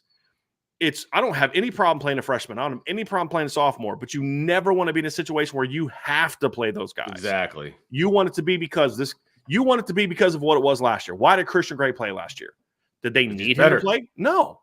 They had Cam Hart. They had Benjamin Morrison. They had Jaden Mickey. They had Clarence Lewis. They had Chance Tucker. They had Ryan Barnes. It was very clear right away, just like it was when Benjamin showed up, that dude's better than all those guys. And so he earned that. With some of these other guys, it's like, well, is Drake really going to be good enough to play? Is Adon Schuler really going to be, good enough to play? Is Luke Talich really going to be good enough to play? Is Micah Bell really going to be good enough to play? We knew Christian was. Yeah. But all those other guys were question marks. We love the talent, but we got to see what they can do. The encouraging thing for me is, Vince, through these first half, we're about halfway through spring ball now. Yeah. Is so far from what we've seen, these kids are as good as advertised. And the defense, I think you could argue, even more than the offense, has an even greater need. Outside of Charles Jagasol, I think you could survive and still be pretty good without the sophomore class balling out. What I said is they can't reach their full potential without the sophomore class balling out. But if they go into the season and your running back room is Jadarian Price, Jabron Payne, Keedron Young, and Aeneas Williams, and your receiving core is Deion Colsey, Jaden Thomas, Chris Mitchell, Jaden Harrison, Cam Williams, and Micah Gilbert, and your tight ends are Mitchell Evans and Eli Raridan, you're like, that's still a pretty good team. Right. You know what I mean? Sure. But you could still be here, but you can't be here without them. Defensively, it's an even greater need, in my opinion. Oh, especially at the second and third level. Yes. Yeah. Yeah. You want to speak on that? Yeah. Well, I mean, look, we're all counting on Drake Bowen being the starting Mike linebacker in a very linebacker-centered defense, okay? Because Al Golden is the defensive coordinator. He's a linebackers coach. And if Drake Bowen is going to be that guy, and that's who everybody thinks is going to be that guy, if you don't have him, you're in trouble. I mean, you're in trouble because my guess is they would probably drop to Kaiser being the Mike. And I don't think that's where you want to be. You know what I mean? At least right now. I don't know that they would feel great about putting Kingston there yet. Fair enough. But let's say it is Kingston. But Vince, to your point, now you're in a position where you have to play a freshman. Right. And that's never where you want to be. Right. That's never where you want to be, ever. And we talked about that yesterday. Like, that is not, as a coach, that is not where you want to be. And if a freshman breaks through, then great. That's fantastic. Right. Then you play that and you go there and you do whatever you got to do because best player plays. But no, you're in trouble if that's the case. And then obviously in the secondary, if you're just, getting out the eraser and you're erasing the true sophomores, man, all of a sudden your depth in the secondary is almost zero, especially with Benjamin Morrison on the shelf here in the spring. I mean, your depth is about zero, which is obviously not good. And so, yeah, this sophomore class is so incredibly important to this team from a depth standpoint and from a high level playing standpoint, right? You may not, I mean, there's a chance that not one true sophomore plays in the secondary as a starter to begin the season. It's possible, right? Mm-hmm. But if you don't have those guys as depth and rotation pieces, you're in big trouble. You're in big, big trouble. If you don't have Christian Gray, you're in trouble. You don't have Jaden Mickey, you're in trouble. And if you don't have a Don Schuler and what we think he's probably going to end up being to this team next year, and well, I'm always in the middle of next year and this year, but in the fall it's next of 24, year, we're not to that season yet. We're in the spring. All right, fair enough. If you don't have him, then I think you're in trouble. If we're talking sophomores in general, Vince, if it's Xavier Watts, Rod Hurd, and the freshmen, that's what's in between. Yeah, so the sophomore class is all that's in between those. Yeah, and the only other guy you can mention is a guy that's converted from running back in Devin Ford. You know what I mean? So it's like, we're getting into where it's a need. Yes. If Drake's not ready to go, you either have to put Jack Kaiser at Mike, which is not ideal. Nope. And now you've impacted two positions. Right. Or you have to play a true freshman. Same thing at cornerback, right? But a safety especially. And so when I look at Notre Dame, I see a team with a lot of depth at these positions. The problem is it's very talented depth, but it's young depth. And so you go into the spring feeling like, hey, there's some talent there, but can they play? Or are we just basing it off high school rankings and high school film still? So that's been what I've been very happy to see so far, is to see that group, really ready to roll. Yes, really ready to roll, because again, this team can't be what it wants to be. It can't. Now, the concern is, let's look at the flip side. The concern is, it's one thing to look good in practice. It's another thing to be ready to be that guy when there's 80,000+ people in the stands. Sure. Or when you're at Kyle Fieldhouse at the end of August, or whether you're out in the Coliseum at the end of November, right? That's a different question. So you may look like you and I've seen plenty of this in our years covering Notre Dame, where this kid looked great in practice all spring, fall camp, and then you get to games, and it's like, that's not the dude we saw in practice. Right. That's a sad reality of it. So there's still a lot to learn about them, but you can't ignore the fact that so far this sophomore class has been impressive. And it's honestly across the board. And there's certain things we haven't seen yet. Somebody asked about, like any sophomore offensive lineman or defensive lineman. I mean, that's been one of the bummers so far of spring ball, is we have seen almost nothing from the defensive line and offensive line. Because when we're there, they're basically just doing sleds and working on each other, or they take them outside, right? And it was. But even the drills they're doing are just not things that we can really learn a lot from. We've seen some team stuff. Boubacar had a really nice play in the open practice we had last time where he beat Emil Wagner to have a tackle for loss, and Brendan Vernon's flash going through drills, which I like to see. So we just haven't been able to see a lot from them. But the same thing is there as well, Vince. We just don't know about that group yet, but it's still a need. They need Jagasol to be ready to go. A lot of the second team depth is going to be it's Joe Wadding, it's Sam Pendleton, it's Sullivan Absher. Defensive line wise, it's a thing. Hey, listen, they don't need Boubacar to step up and play this year. But as we've said in shows, and I don't know if you guys have talked about this, but Ryan and I have talked about this. But if Boubacar steps up and if the light goes on for Boubacar, he makes that Viper position so much better, because he's the most natural pass rusher at that position. Sure. So that's another situation, Vince, where there's not a need there like there is at safety and linebacker and corner, but there's a chance for that class to still be impactful. Right. And that's something that, there's still a lot to learn about it. But the fact is, so far through half the spring, they look like they're ready to be that guy. Like, there's nobody that I've seen so far, and I'm like, I missed on that kid. Right.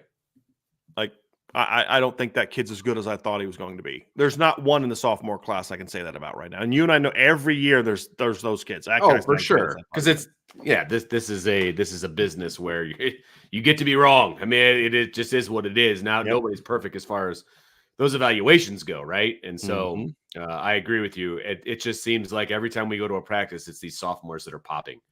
And they're Mhm. the ones you're like, ooh, okay. Or, they make you turn your head. They make you go, oh, yes. Okay. All right. And spoiler alert, there's some of these freshmen that are doing that too. So, Yeah.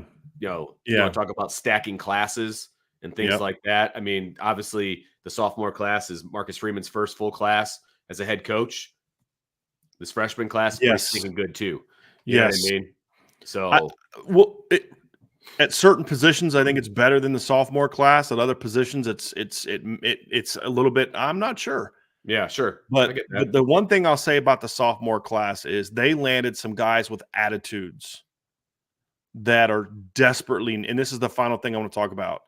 Some of the swagger we talk about with Jaden Greathouse, Jeremiah Love, Adon Schuler, Christian Gray is honestly something this team has been lacking for Yeah. years. They just don't have those guys that step on the field with Ohio State and we're like, care about Ohio State. That's partly what made Benjamin Morrison so good. So I don't Right. care I don't care about Marvin Harrison. I'm not saying he said that, but I'm talking about how he played. Sure. His demeanor, his attitude. I don't care if I'm going. That's the kind of matchup I want. I don't care if I'm going against Caleb Williams. That's the matchup I want. I don't care if I'm going against Drake May. That's the matchup I want. And he's played against all those guys, right? And Christian has some of that. Oh, Benjamin and Cam Hart are both hurt. All right, cool. I'm going to lock this Pitt receiver down who ran a 4.4 at the combine. You know what I mean? Like, right. There just hasn't been enough. There's been a lot of great kids and good kids and all this, but there just hasn't been a lot of that. That dude that's a dog right there, right? And I'm not talking about as a player. I'm talking like that guy's good and he knows it.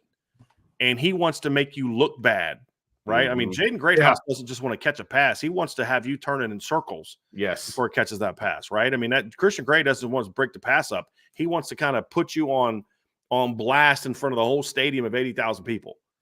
You know what I mean? And like Adon Schuler doesn't want to come down and make a tackle. Adon Schuler wants to come down and rock your world. I mean, just drill you to where you're like, I don't know if I want to do this thing anymore. Yeah. You know what I mean? Like, though it's that swagger that they have that's been really just missing from this program. And here's what I like. In the past, you'd see these freshmen and sophomore classes come in with that, and Brian Kelly would just beat it out of them. You're not wrong. Just beat it out of them. Yeah, right. And the older guys, the leadership would beat it out of them because, hey, guys, that's not what we do here. Listen to Marcus Freeman give a pre-practice speech and let a senior tell let a senior tell Jaden Greathouse, hey, man, you don't need to be like that. Or Christian Gray, hey, man, you need to pipe down. Just go do your job. Let that happen and see what happens. See what Marcus Freeman says. See what Mike Denbrock says. And that's something that's important. You got to play. You got to execute. But there's something to be said about that confidence, Vince, because in football, if two teams are of equal talent, equal depth, equal coaching, but one team has full belief in themselves and the other team thinks they can be good, there's a difference. I use this as an example. A coach against Mount Union in the third round of the NCAA playoffs, my first year as a coach. I was at Wittenberg. We were 11-1 going into that game. Man, we had our first round game. We went down to Texas and beat Hardin-Simmons on their field. We went down to Thomas More in round 2 and beat them 41-0 on their field. We're going to play Mount Union, and our kids thought we could beat Mount Union. They truly believed that they could beat Mount Union. They thought they could beat Mount Union. Mount Union took the field knowing that they were going to beat the bricks off of our kids. And the minute like any doubt happened, you could just see that sink into our kids. Like, and with just Mount, it was just a supreme confidence that they were just going to come out and execute and play hard and whoop their butts. You know who one of the defensive ends was on that team, Vince? Matt Campbell, the head coach at Iowa State, was one of the defensive ends for that team. But I had no idea he played defensive end. Wow. Yeah. Okay. Yeah, he transferred from Pitt to Mount Union. Okay. But you could just see it. They just knew that they were going to beat us. And it wasn't like let's just show up and roll the balls out. It's a confidence that comes through belief in the process and belief in themselves that if we do what we do, we're going to kick your butt. And that's exactly what happened. And so I've always said there's a difference between thinking you're good and knowing you're good. There's a lot of kids at Notre Dame that have thought they were good over the years, but then they get on that stage against Bama and they don't have that same type of mentality. The kids that you see now at Notre Dame know they're good and they thrive on that. Now we need to see if they can answer the bell when the lights are brightest. That's still a question mark. But when I watched Jaden Greathouse last year, against Navy, against NC State, against Ohio State, I didn't see a kid that was in any way taken back by the moment. I feel the same way about Jeremiah Love and Christian Gray. Now we have to learn if Drake Bowen's the same way, and if a Don Schuler's the same way, and Luke Tauch the same way, because those are the unknowns. Those are more of the unknowns, and they're just as important as the kids that we mentioned. And so it's going to be fun to watch. But as you said, Vince, if they're as good as we think they are, it also speaks volumes to the ability of Marcus Freeman, Chad Bowden, and the staff to go out there and recruit big-time players. Because as you said, there's some positions where if that sophomore doesn't step up, there's a freshman waiting on you to have a bad week of practice. I dare you to have a bad day of practice because you may not get that spot back. But isn't that what I mean? That's exactly it's that whole iron sharpens iron thing. It's that exactly whole competition breeds success. Whatever cliche that you want to use, they're cliches because they're real. Okay, that the high school that my kid goes to, they've been really, really good at football for a long time because it's a big school and there's always somebody behind you ready to take your spot. And I realize that's a smaller version of what we're talking about here, but it's the same mentality. It's the exact same mentality. There's always someone ready to take your spot. When I was coaching at these small, like inner city schools, like there wasn't always that person that was pushing the starter. You know what I mean? Like that wasn't always the case. And so you didn't have that, hey, he's pushing me. I can take this rep off, that kind of a deal. I love it when the competition is ingrained in the culture and you can tell that Marcus Freeman is ingraining competition into the culture with the way that he structures practice, with the guys that he brings in, in the recruiting classes, all of it. He is breeding a culture of competition, and that is only going to be, it's going to pay dividends in the end. And he just went out and hired one of the swaggiest offensive coordinators in football. This is also true. You and I have known this even when he was just a position coach at Notre Dame. Mike Denbrock's always been kind of that dude that's just like, I know I'm good, and I know we're good, and you know what I mean? Like, and he wants that out of his players. Like we talked about his first practice, they hit a bomb. Players are celebrating, going crazy. And he's like, get back here. That's what we do now. You know what I mean? Like, don't celebrate that. That's what you're expected to do. Exactly. That's who we are. You know what I mean? And that man, when that kicks in, that breeds that. That's what you've seen from the best programs over the years. That's something that Ohio State had when Urban was there. That's something that Clemson's has had for years until somewhat recently. It's something that Bama has. In 2020, Notre Dame thought they could beat Bama. Bama knew they were going to win that game. There's a difference. And Notre Dame is learning that. And hopefully it can kind of keep bleeding through the rest of the program. That's what you're hoping happens. But because there's still a lot of unknowns. But that's what gets you excited, Vince, is because you're like the talent's there. That's what I keep telling people, Vince. You how many times you've heard me say this offseason, like, I don't think people realize how talented this football team is. The question is, do they have the experience?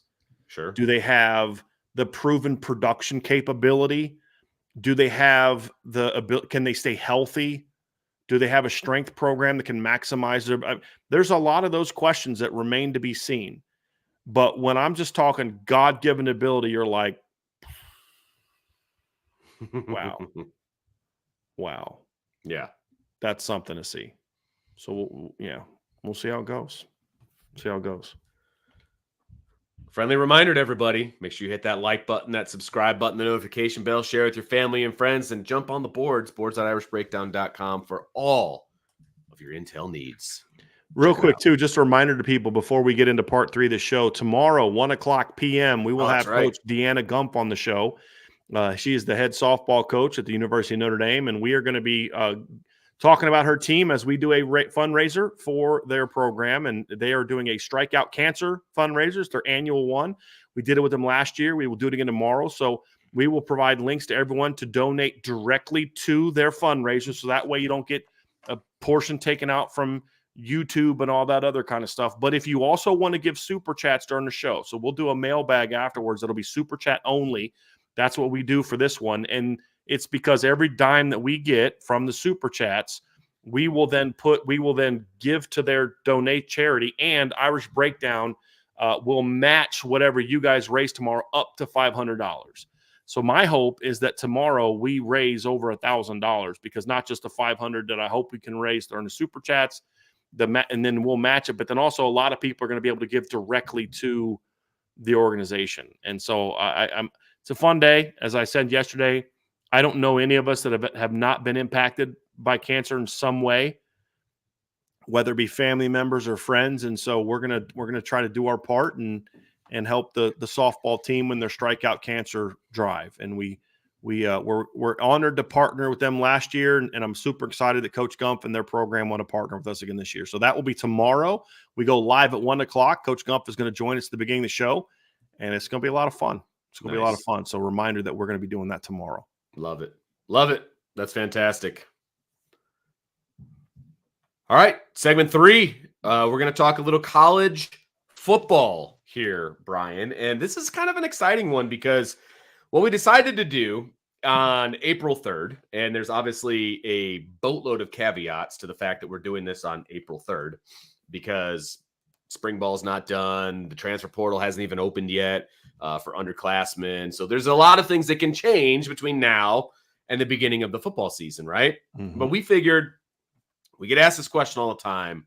What's your top 10? What's your top 10? What's your top 10? Right. So where should Notre Dame rank? Right. Absolutely. Right. Absolutely. And so we decided, after practice today, that this is what we were going to do for our CFB Nation version of the show, or our segment of the show, I should say. And so we each put together a top 10, and we did it on our own.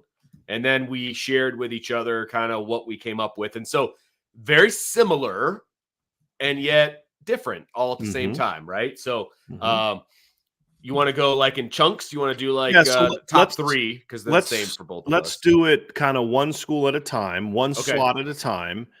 And then, but the first 3, we have the same exact 3 teams in the same exact order. So we can just kind of give those and just kind of both give our reasons why we see those teams number 1. We're not going to do a deep dive into it, but we're going to kind of give you guys a glimpse of why we see these teams, where they are. Yeah. And at number 1, Vince, we both have Georgia. I actually felt last year Georgia was a little bit overrated. Okay. Not that they weren't good, but they didn't play anybody. They looked kind of bad in some of the games. They were down to South Carolina 14-3 at halftime and came back and won. Like they were not as impressive as I think people thought they were last season. I'm just being honest. Sure. And this notion that if Georgia was in the playoff, they'd have beat Michigan. Oh, they wouldn't have. Maybe. But yeah. I mean, look. I would like to think everybody would beat them. Bama whooped Georgia. Yeah. And Michigan beat Bama despite trying to hand Bama the game in the first half. Still beat Bama. And so I don't think that's true. There's this hype about Georgia that's there. Having said that, I expect this team to be what people thought last year's team was. Obviously getting Carson Beck back. The production was good last year, Vince, but I never felt Carson was like that consistent money player because he was a first-year starter. But he showed me some growth as the season went on. And I think the Bama game is going to be exactly what that kid needs to really raise his level. That's the first time he was on the field where the other team was kind of on their level. Mm-hmm. They lost a lot of talent at receiver, but that talent was banged up all the year last year, which allowed some other guys to get opportunities to play. And so when I look at Georgia, Vince, I see an offensive line that has some losses, but also a lot coming back. I think of the running back room getting Trevor Etienne this season, if he's able to play. I know he got arrested recently, but I don't think it's something, and especially being at Georgia, it's not something that's going to necessarily be he's out for the year thing. They lost some receivers, but they added some. They added Michael Jackson from USC, who's okay. They added London Humphreys from Vanderbilt, who's a good player. But then also they had a freshman class last year that I thought was really good that now steps into the mix. You got Benjamin Urasek to transfer in from Stanford at tight end. If he's healthy, he's pretty good. And your offensive line loses some good players, but also has a lot of guys coming back. So I think offensively, this team has a lot of talent. Defensively, lots coming back. You had some injuries last year there that allowed some younger players to step in. They have arguably the best safety in college football coming back. If it's not Xavier Watts or Caleb Downs, and it's Malachi Starks. And so Georgia had a lot of young kids play last year, and they also have a lot of freshmen that I think can help them fill needs that they have, either starters or depth guys. The question that I have, here's my only question about Georgia, is Mike Bobo.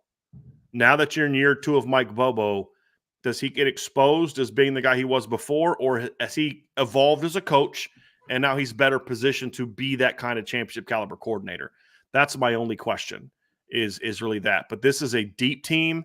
This is a talented team, and this is an athletic team. And so with their recent track record, I mean, their down year recently, Vince, was going 13-1 and losing in the SEC title game. That right. You know what I mean? Like, so when I say overrated, they weren't like this, they're the best team. No, they were not the best team I saw in college football last year. They were the most hyped team because they were the 2-time defending champions and everybody was on the bandwagon. But they were still a really good top 7 to 8 team last year. They played a weak schedule. If they'd have played Bama's schedule, they're not undefeated. They'd have lost to Texas in the week 2, just like and they don't have a weak schedule this year. No, they've got a tough schedule. That's a good reminder too. We are not. This is not a prediction of the season. This is where teams should be ranked going in.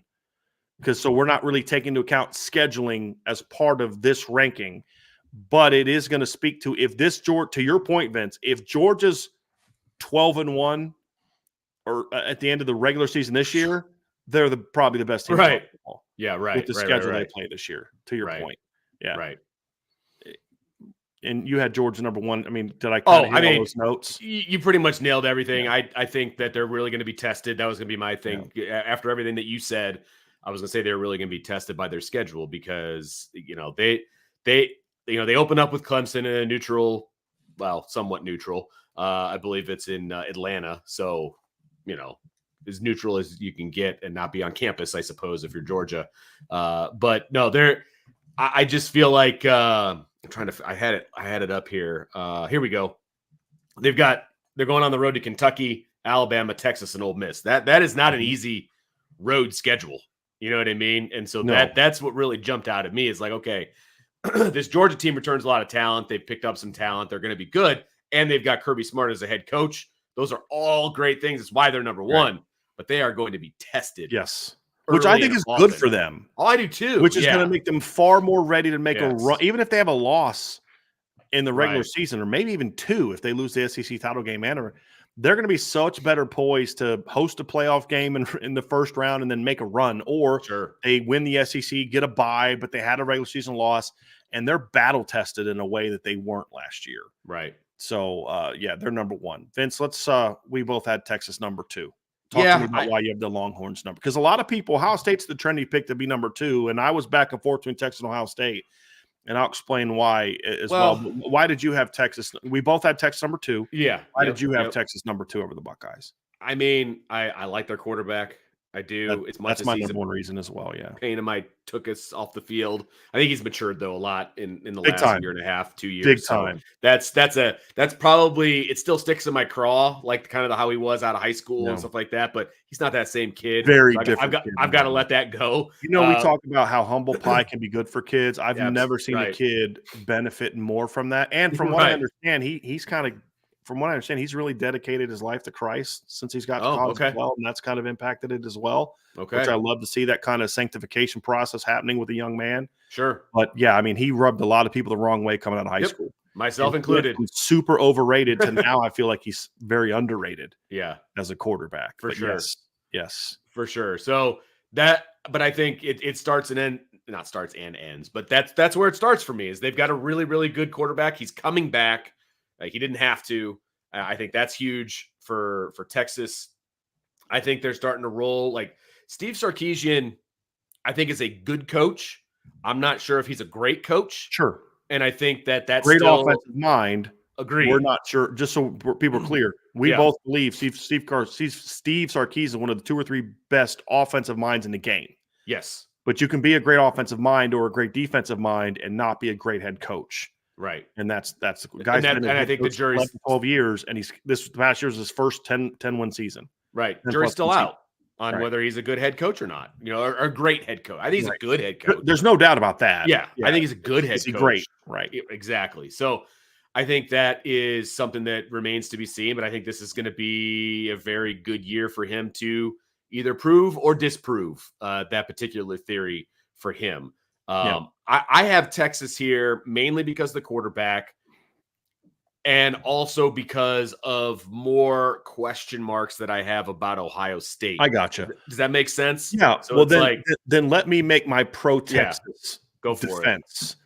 Quinn Ewers is where it starts. If I'm comparing Ohio State and Texas, it's two really, really, really good football teams on paper, right? So this is picking between two great teams. So let's be clear about that before Ohio State fans get in their feelings. I'm not talking about you, Archer. I'm talking about some others.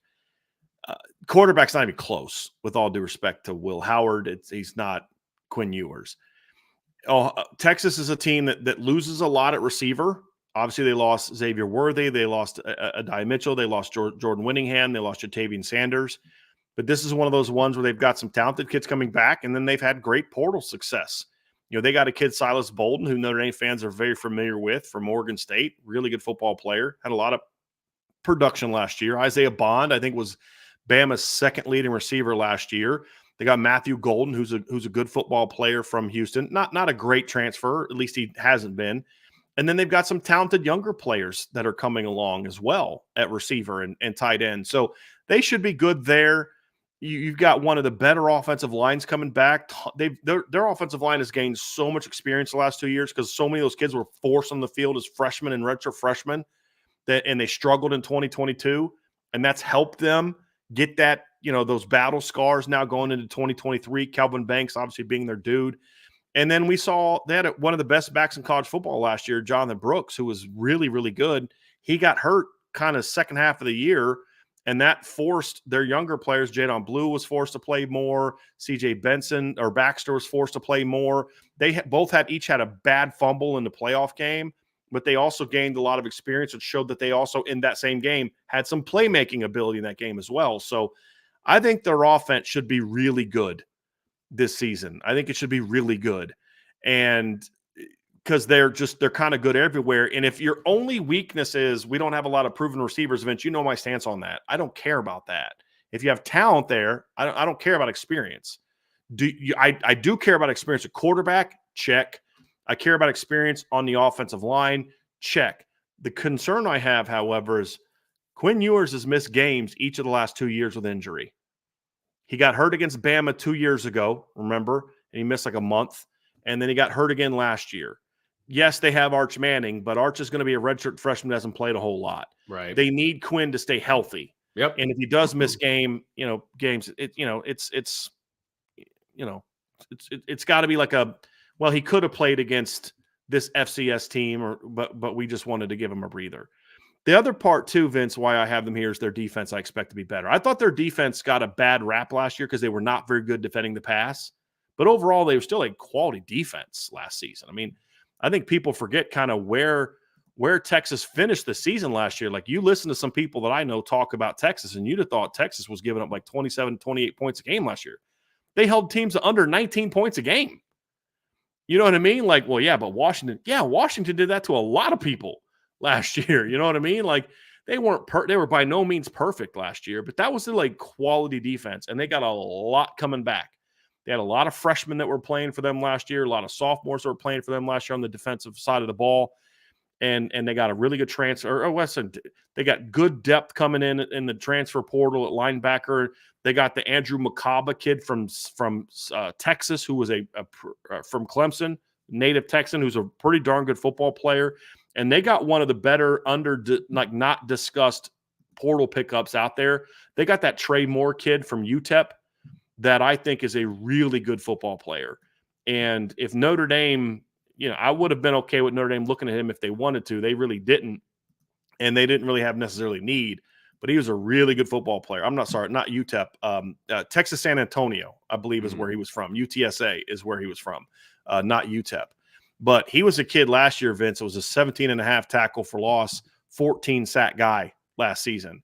And he's a really good football player that I think can help them out a bunch. And he didn't play in the bowl game. So They needed that edge push. They didn't have that really kind of impact guy. The only question I have about Texas is right up the middle. They lost their dudes, Byron Murphy and the sweat kid at defensive tackle. That they're going to have to overcome that. But everywhere else on defense, I see them bringing a lot of guys back from what was a quality defense last year. I see them kind of making a Notre Dame-ish kind of jump, meaning they were good but not great in year one, or in this one season with a lot of younger guys or a lot of guys learning a new system. Notre Dame was learning a new system. Texas had a lot of young guys, so it's a similar thing. They were learning a new system to them. Coach Pete's been there for a few years, but it was new to them, just so we're clear. And then in year two, saw Ohio State in 2022. They were good on defense, but not great. Didn't quite play to their potential. Year one of a new defense, learning a new defense. Year two, top 5, top 10, Notre Dame. Similar issues. Year two, top 5, top 10. I think Texas is going to be good if they can figure out the middle of their defensive line. So me putting Texas number 2 really has to do with I really like Texas and their better quarterback. Yeah. They both have big losses. They both have very big losses. They both have very good players coming back. It comes down to I don't trust either coach necessarily, but if I had to bet on one or the other, I'm taking Sark. And if I had to bet on one of the two quarterbacks, I'm taking Quinn Ewers. That's really what it comes down to for me. That's a bigger chasm for me, quarterback to quarterback as opposed to coach. You know what I mean? Although not for me, because I don't think very highly of Ryan Day, but I don't either. Yeah. But the Chip Kelly thing to me is what gave me pause. That's what gave me pause about maybe putting Ohio State number 2. Yes, was hired Chip Kelly. Honestly, and I hate to say this because we're gonna obviously go into number 3 because we both put Ohio State. Yeah, I wanted to put Ohio State a little lower, to be honest with you, but the pickup of Chip Kelly, that's the big kind of void. Like, I don't know what that is going to be. I think that they could be dynamic offensively. How quickly can he institute what he wants to do offensively to what Ohio State is already doing? And then I just have look, Will Howard's he's a good quarterback. I don't know that he's a championship level quarterback, no matter what offense you put him in. And I think that is what gives me some major pause for Ohio State. And so, but the Chip Kelly piece is what keeps them at number 3 for me. Right. And here's why. I didn't love the Will Howard pickup until they hired Chip Kelly. Okay. And the minute they hired Chip Kelly, I was like, okay, I like that Will Howard pickup now. Because this is a pretty mobile kid. I mean, he's not going to run for 1,000,000 yards, but you're talking about a kid that has run for over 300 yards twice in his career, ran for 9 touchdowns last year. He can do some of the things that Chip Kelly wants, but also because the pass game isn't super, super complex. And, and it's also a system that I think a freshman that's got some intelligence can play. And so getting Julian Sayin also meant more to me because they have Chip Kelly. Now, they got Chip, I believe, Sayin after they hired Chip Kelly. I can't remember. Maybe one of the Ohio State fans can fill me in. But the point is, I think that's a system that a quarterback can master a little bit faster if he's got some sense to him. You know what I mean? And the other part is Chip Kelly's also not going to ask his quarterback to carry the offense the way that Kyle McCord was asked to carry that offense last year. He's not going to be asked to do that. And that was unfair on Kyle. That was a Ryan Day problem, not more than a Kyle McCord problem. Sure. Chip Kelly's not going to ask him to do that. He's going to ask him to say, hey, look, go out here. Here's the offense. Manage the offense. We're going to get the ball in the hands of the playmakers. And and we're going to use all of our weapons. We're going to run the football. We're going to be a physical football team again, which is something that's been desperately lacking there in recent seasons. And honestly, I thought Ryan Day made one of the biggest hiring blunders of the offseason, and Boston College bailed him out by hiring Bill O'Brien away from him. And then he made up for that blunder by making one of the best hires of the offseason and bringing in Chip Kelly. Now, normally I'd be like, dude, you are not going to bring in a guy like Chip Kelly and expect that to work. But the fact that these two guys have a long-standing relationship tells me that Chip Kelly's probably coming in with a little bit of a different mindset than maybe he would have otherwise. But it also means that Ryan Day knows exactly who Chip Kelly is and was willing to give over the reins, because there's no way Ryan Day hires Chip Kelly. He can't be this stupid. to think he's going to hire Chip Kelly, who he knows he worked with Chip Kelly, and think that I'm going to still have control of the offense. This, to me, has to be a move where he said, I need to give up control of the offense because I need to be the head coach again. And there's really only one guy he trusts to do that, and it's the guy that he worked for and got his start under, who's one of the best offensive minds in the game. And even beyond that, he brings in an attitude that Ohio State is desperately lacking. Like, here's my pushback to Ohio State fans. Are like, oh, Michigan cheated. And I'm like, that's true. And Michigan, I've said this to a Michigan fan the other day. I believe Michigan cheated. I don't believe Michigan should have been allowed to play in the postseason this year. Right. I don't think Michigan stealing signs is why they kicked the crap out of Ohio State in the trenches the last 3 seasons. Ohio State was able to stay in some of those games because of their skill, but they got their butts kicked in the trenches in those games. I don't know that I can tell you the last time I saw a Chip Kelly college offensive line get their butts kicked in the trenches. I mean, that's who he is. And so the one ingredient that was missing at Ohio State, which was that toughness that you have to have if you're a Midwestern team, this is what Chip Kelly brings to the table, in my opinion. Yeah.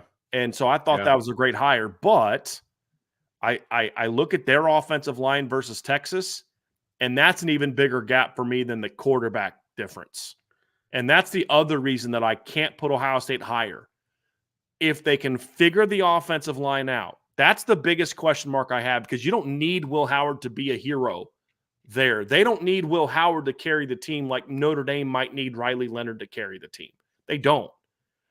It's, you got your loads of talent at receiver. You got loads of talent at running back. You got to get the offensive line figured out. That's the big key. And if they can, then Ohio State is a national championship contender. If they don't, then they will fall from this number 3 spot, in my opinion. That more than Will Howard, because if Will Howard falters, you got Julian Sand. You might have Devin Brown. You got some guys you can turn to with a loaded backfield. The key for them is if they can get back to being a physical. Because it's one thing about Urban's teams. They had attitudes and all these things that were a problem, but they were going to fight you. You know, if you wanted to get into a street fight with Urban's teams, gladly. This team, you want to get into a street fight? No, we're good, man. We just want to go play 7-on-7. You know what I mean? And that's not who Chip Kelly is.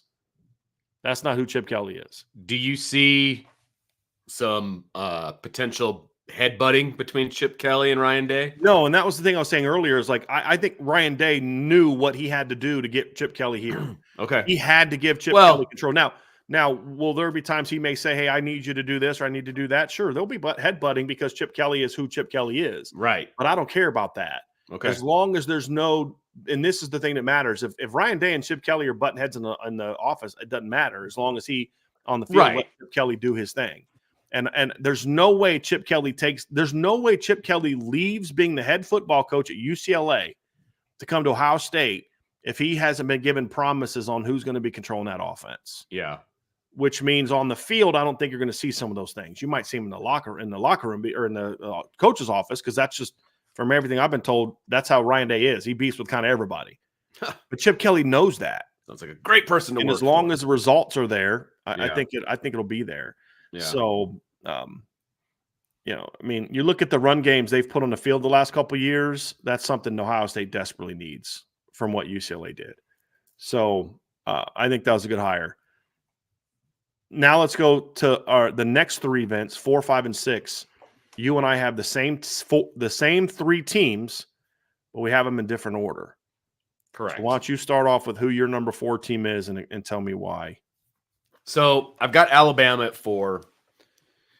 This was also a tough one for me because I almost flip-flopped my 4 and 5, but then I felt like, well, it's going to be homerish because I got Notre Dame at 5. And I don't feel like they're a number 4 team. You know what I mean? And so somebody had to fill that 4 spot. And so I put Alabama there. Look, I like Kalen DeBoer. I think he's a good head coach. I don't know if he's ready to be the Alabama head coach. I mean, his rise has been very quick, in my opinion. I mean, I don't have his resume memorized, but I know he went from Eastern Michigan as an assistant to, I'm sure there was a stop in between Eastern and Washington, but, Eastern to blank to Washington to Alabama. It's like boom, boom, boom, boom. All of a sudden, You're talking about Kalen DeBoer? yeah. Yeah, I mean, he was at Indiana as the OC when Michael Penix got his start. Then he became the head. Then he was Jeff Tedford's OC at Fresno a while ago, and then he took over as the head coach of Fresno for 2 years. And that's where he was when he got the Washington job. Okay. And he was also formerly the head coach at Sioux Falls and won like 3 national championships. Gotcha. So, look, maybe this is right on track for him. I still think there's some question marks as to whether he's ready to be a consistently big-time head coach, but he's getting every opportunity to prove himself. He's got a boatload of talent down there in Alabama, no doubt about that. I think Jalen Milroe in year 2 as the starter is going to be a heck of a lot better than he was in year 1. He's going to be under a very quarterback-friendly head coach. I mean, we saw what he did with Michael Penix. I think he can do very similar things with Jalen Milroe. And that's part of it for me as well. I obviously tend to fall offensively, but I think that could be a nice marriage for Milroe, to be honest with you. We'll see how it goes. But I think that could be a nice marriage. And so that's why I've got Alabama at 4. Okay. And then I've got Notre Dame at 5 because I couldn't put Notre Dame at 4. That felt too high. I'll speak more about Alabama when I get to my number 5 team because I have Bama 5. I have Ole Miss number 4. Okay. And this is just because they have so much talent coming back and coming in. Like Ole Miss is going to have one of the more talented rosters in the country. And it would appear that Lane Kiffin kind of turned the corner last year a little bit as a coach because Ole Miss had a talented roster last year, but it wasn't super, super talented. It was kind of young. He had some attitude problems, but he was kind of able to weather that storm and lead them to an 11-2 season that had some good wins. I mean, they had a good quality road win over Tulane. They blew out Georgia Tech. They beat LSU in a barn burner. You know, they went on the road and got, and won the Egg Bowl and then played Penn State in a bowl game. Now they got beat by 2 touchdowns by Alabama, and they got beat by 4 or 5 touchdowns by Georgia, right? So that's some of the warts. Yeah. But with the talent they have coming in, you're going to have a roster now can match just about everybody. They now have an experienced quarterback that's also productive. Jackson Dart was experienced from the year before, but he wasn't very good in 2022. He was better last year. You've got a lot of skill talent coming back. They got a ton of portal additions that I think can play, not just highly ranked guys, but guys that can play. So I was actually not going to have Ole Miss this high on my gut, but when I looked at all they have coming back, you lose Quinshon Judkins, you replace him with Logan Diggs. They've got receivers coming in. I forgot about Logan Diggs. Yeah, I mean, so it's like, dude, they lost 2 starting offensive linemen. They got 3 coming back. They brought in 2 offensive linemen. So it's kind of like you're not rebuilding your offensive line with transfers. You're asking transfers to kind of step into and get along with what's already there. As long as he can kind of stay out of his own way, I mean, this should be a really good Ole Miss team. The 2 questions I have, number 1 is you are going to ask a decent amount from your transfers, although part of the reason I'm not as down on their transfer pickups as I am other teams because they're not asking their transfers coming to carry the team.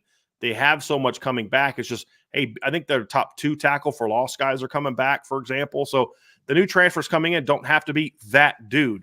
Where when Lincoln Riley went to USC, he completely rebuilt 2 straight rosters with transfers. Ole Miss isn't doing that. Right. We got a lot coming back. We got a really not good core coming back. You're coming in to fit into it. That's number 1. Number 2, my big concern is Pete Golding as the D coordinator. I'm not a big Pete Golding fan, Vince. And now that I say that, I do want to check and make sure he's actually still their defensive coordinator, but I believe that he's still their defensive coordinator. Yes, he's still their defensive coordinator. I'm not a huge Pete Golding fan, and I think he got exposed in some of the Georgia ripped him up and LSU ripped him up. So that's my big concern. But I just think the difference is this year he has so much talent on that side of the ball that it's like when he was at Bama. I said for years Pete Golding was a bad defensive coordinator. But he stayed at Bama and they won a lot of games. Why? Because he had loads of talent. Well, this Ole Miss defense is going to have loads of talent. So that's why I had Ole Miss number 4. I had Bama 5, and I'm not a big Jalen Milroe fan. and I don't know that Jalen Milroe fits that system well at all. They did lose a lot of talent, so they're down in that regard, but this is still a really talented football team, and Kalen DeBoer is a heck of a football coach. I mean, you replaced a legend with the guy that's one of the best football minds in the game, and I've pointed this out before, Vince. He was a 5-year head coach at Sioux Falls, which is a 1AA football program. And in those 5 years, he went 67-3 and won 3 national championships. The 2 years he didn't win a national championship, he finished second and he finished fourth. They lost in the semifinals 1 year, lost in the championship game another year, and then won 3 national titles. He goes to Fresno State with Jeff Tedford as the offensive coordinator. He takes over for a team that went 1-11 in his first year, and he comes in and they go 10-4, mainly because of his offense. They're 12-2 the next year. Then he leaves and they fall to 4-8. And that's when then he comes back the next year as the head coach, and they go 3-3 during the COVID year, and then the next year they go 10-3, and then he's at Washington. He takes over a Washington team that was 4-8, and he takes them to 12-2, and then the national title game. Like, this guy has won everywhere he's been. And the year in between the 2 Fresno jobs, he goes to Indiana, right, and helps get that offense going. And a lot of the success Indiana had in 2020 was built off of the foundation that Kalen DeBoer had established. So this isn't some guy that was like a flash in the pan, got the right quarterback. This guy has been doing this everywhere he has been, like, ever. And so he's just a phenomenal football coach, and he's won everywhere he's gone. I mean, Vince, as a head coach, everywhere he's been, just as a head coach, this is a guy with a 104-12 record and has 3 national championships, his 10-3 season, an 11-2 season, and a 14-1 season. The anomaly was the COVID year where they went 3-3. That's what this guy has done as a head coach. So he's either the luckiest guy in the world that just happens to go to the right place at the right time all the time, or this guy's a heck of a football coach. I think there's questions about whether or not he can recruit to Alabama, but that's more, can Alabama sustain moving forward? And so I think that the talent is good. I think he'll get the most out of that talent. The question I have is, can he get the right quarterback there? And how quickly will he be willing to move on from Jalen Milroe if Jalen Milroe's not that guy? That's a big question, because he brought in the kid Austin Mack from Washington. Very talented kid. He's got Dylan Lonergan, who's another kid that I think fits his system incredibly well talent-wise. But is he going to feel like, I have to play Jalen Milroe, or will he move on if he doesn't fit? Or the opposite is true, that Jalen Milroe adjusts well and fits into his system. Yeah. Or he adapts to fit Jalen Milroe. That's my big question there. That's and fair. If the quarterback position is good, then I still think this Bama team's – are they as talented as they would have been had Saban left? No.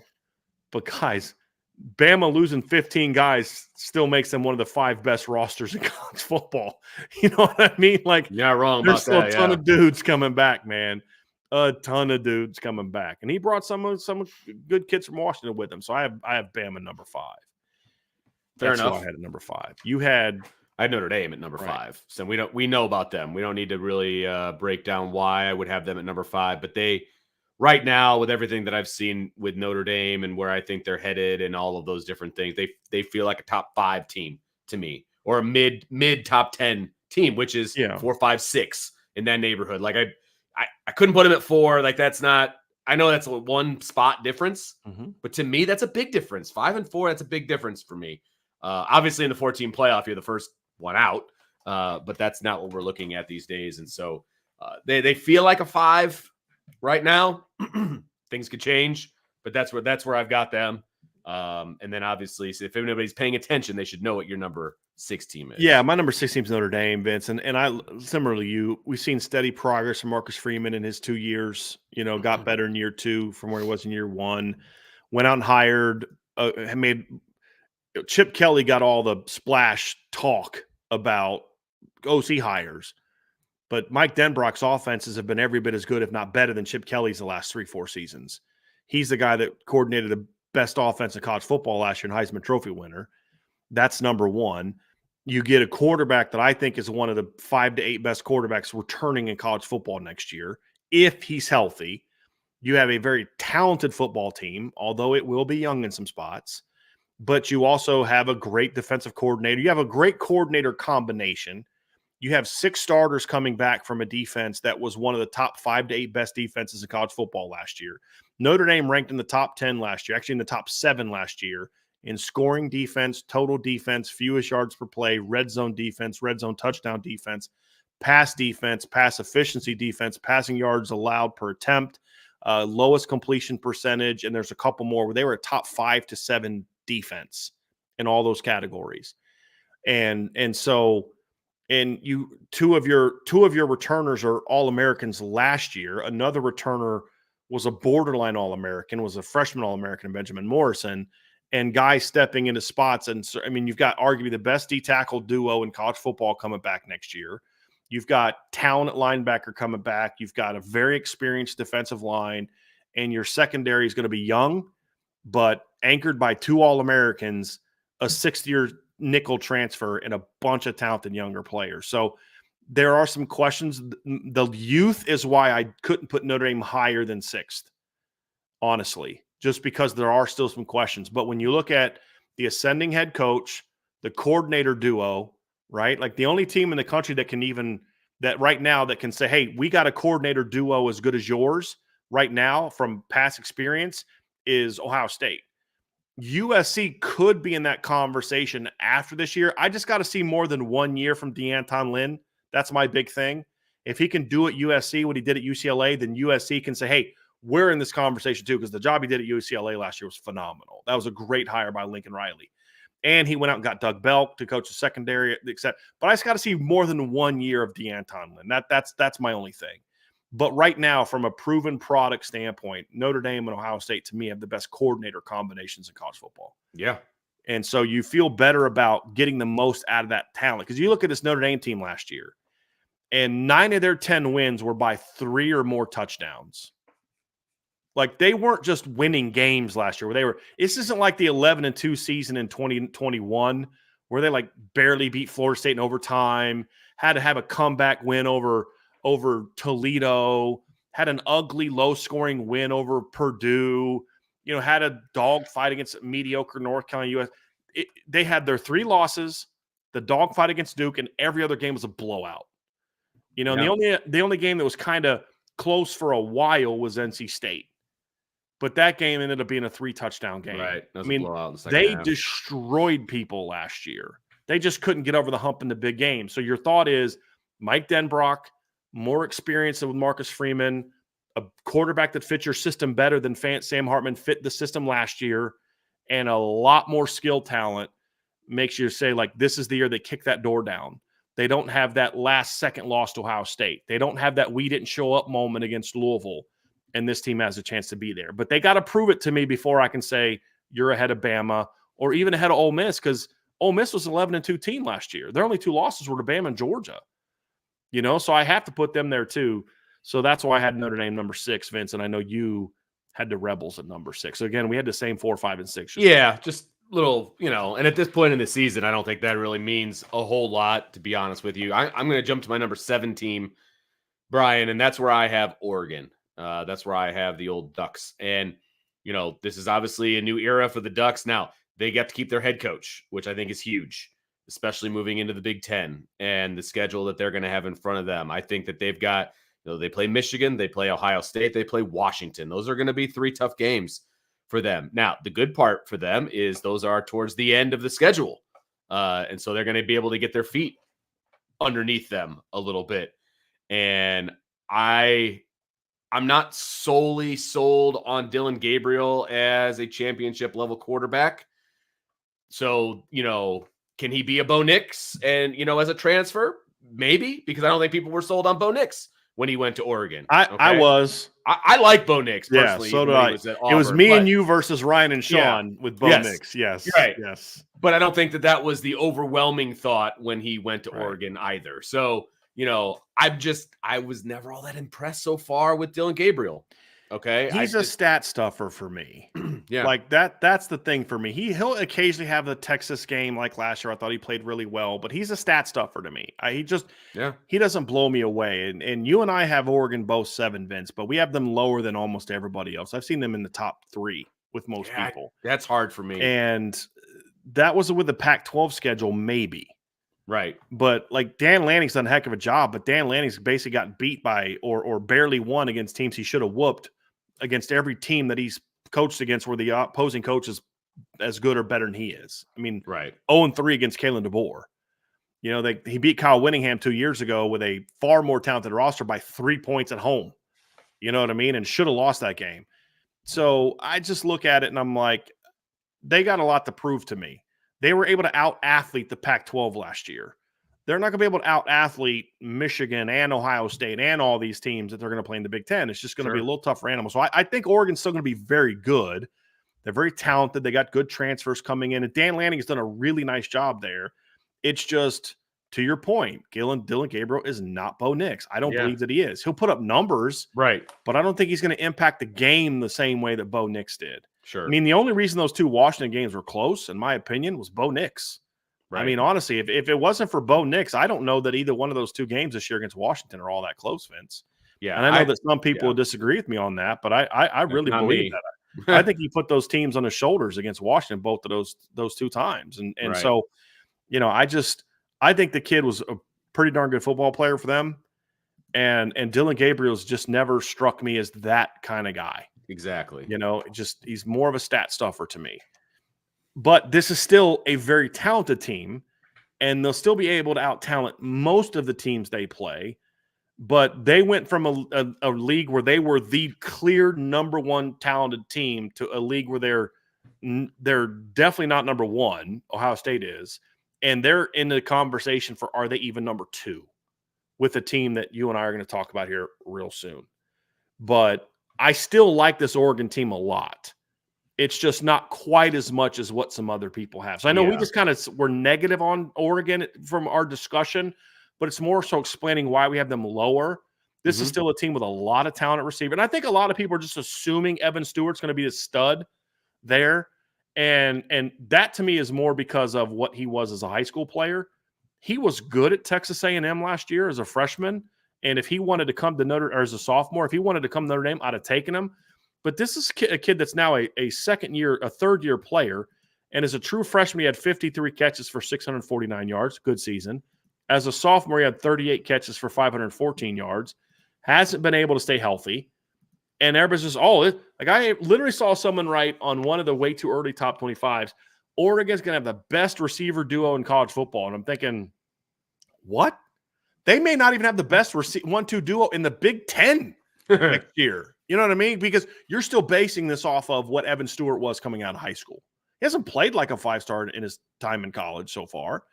But he's still good, and they still have Tez Johnson, I think his name is. They're still going to have talent. So this is still going to be a really good football team. I'm just not as, if I had to do anything, I'd probably put Oregon down. Not down. They deserve to be where they are, if not a little higher based on what they've done. But if I had to project the postseason record, I would actually consider dropping them down, because I could see them actually not being quite as good as people think they're going to be, because their schedule is going to be a lot tougher. And that's what it boils down to for me, Vince. And the coaching is going to be better he's going to face, because he got out-coached in the big games at Oregon. He did. He's got some big ones. I mean, look, they should be 5-0 going into the Ohio State game. And the Ohio State game, they get it home. And that's the middle of October. That'll be a proving game for them. For both teams. Yeah, 100%. Yeah, 100%.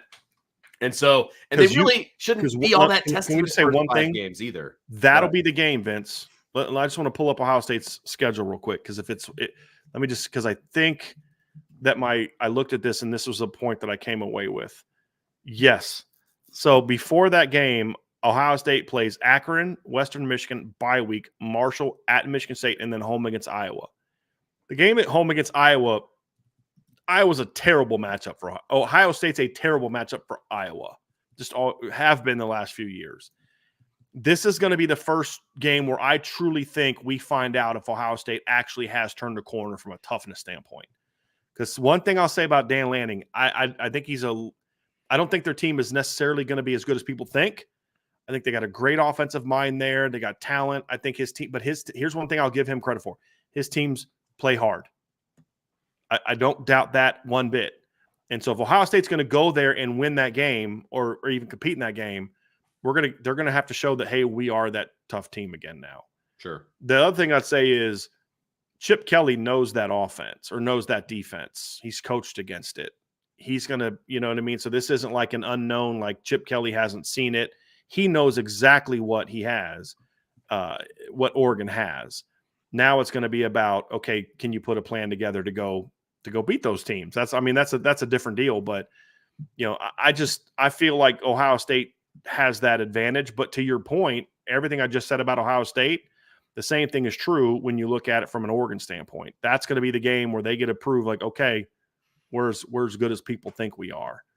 And that part's going to be very interesting. Sure. Yep.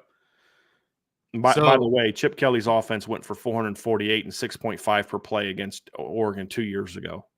Ran for $186 and threw for 262. So again, like I said, he knows that defense, and he's seen plenty of film of it because as he's preparing for other teams, he's watching film of Oregon to prepare for teams when he was at UCLA. And I think that's advantage. That's always advantage coach at a new school because he won't have the same players he had at UCLA. It's going to be different. Sure. It's going to be more different for him with a new roster than it will be different for Oregon with the way that they look at it. That's kind of how I look at it. Number 8, Vince.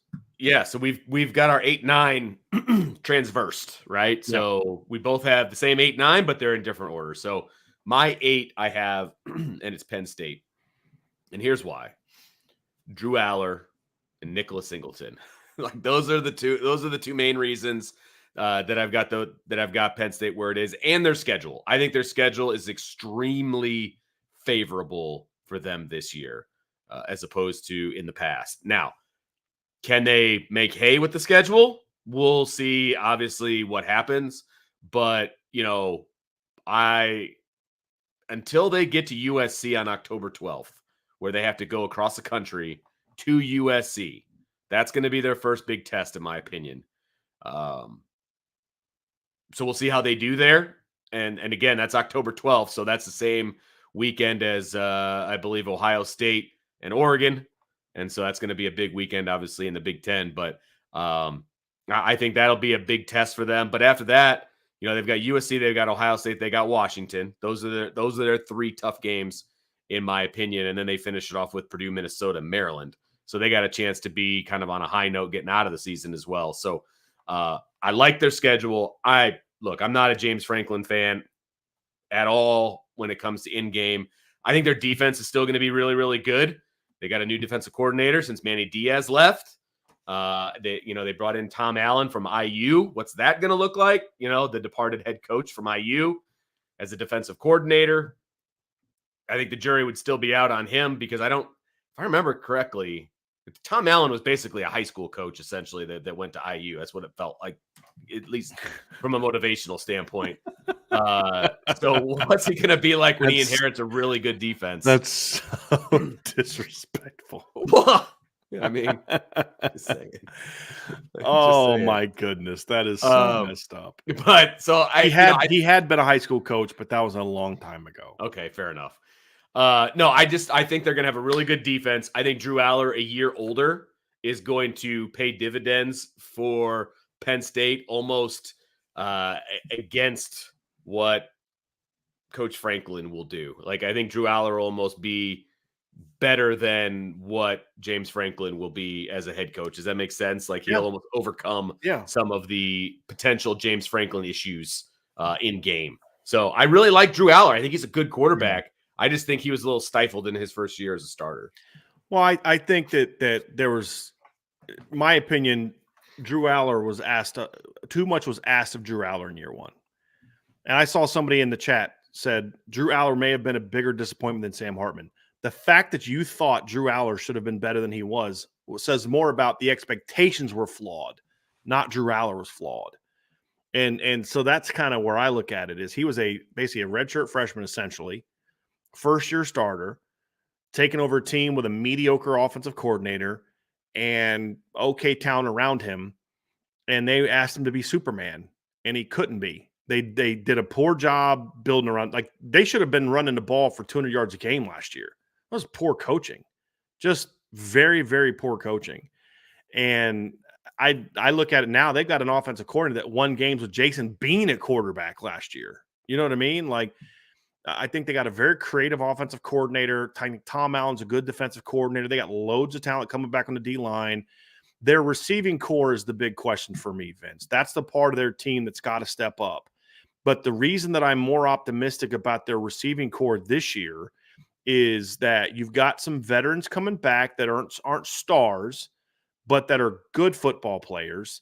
And they're going to be in a system that's going to be far more scheme driven in that it can get them open more than maybe the offense that they came from. You know what I mean? And so there's enough talent there with a creative offensive coordinator that you can go have some success on offense. Their offensive line loses a really good tackle. They also bring a lot of kids back. They've got to figure that part out. There's several teams on here: Notre Dame, Ohio State, Bama to a degree. Penn State's another one where how they can figure out the offensive line is going to determine if they can live up to the expectations. I have no doubt that Drew Aller is going to be better in year 2 than he was in year 1 as a starter. I think the expectations for him last year were way too high. He was not very good at times last year, but he was pretty good at other times. I mean, we forget he lit West Virginia up as who ended up going on to win 9 games last season. So he had his moments, but unfortunately for him, he had to play 2 of the very best defenses in the country last year, Ohio State and Michigan, with poor coaching around him and a very terrible game plan. I still, to this day, cannot even remotely figure out what the heck they were trying to do in the second half against Michigan and Ohio State offensively. No clue. No clue. Like, sometimes I can look at it and say, you know what? Like, I get they were trying to do, I just didn't like it. I don't even know what they were trying to do against those teams.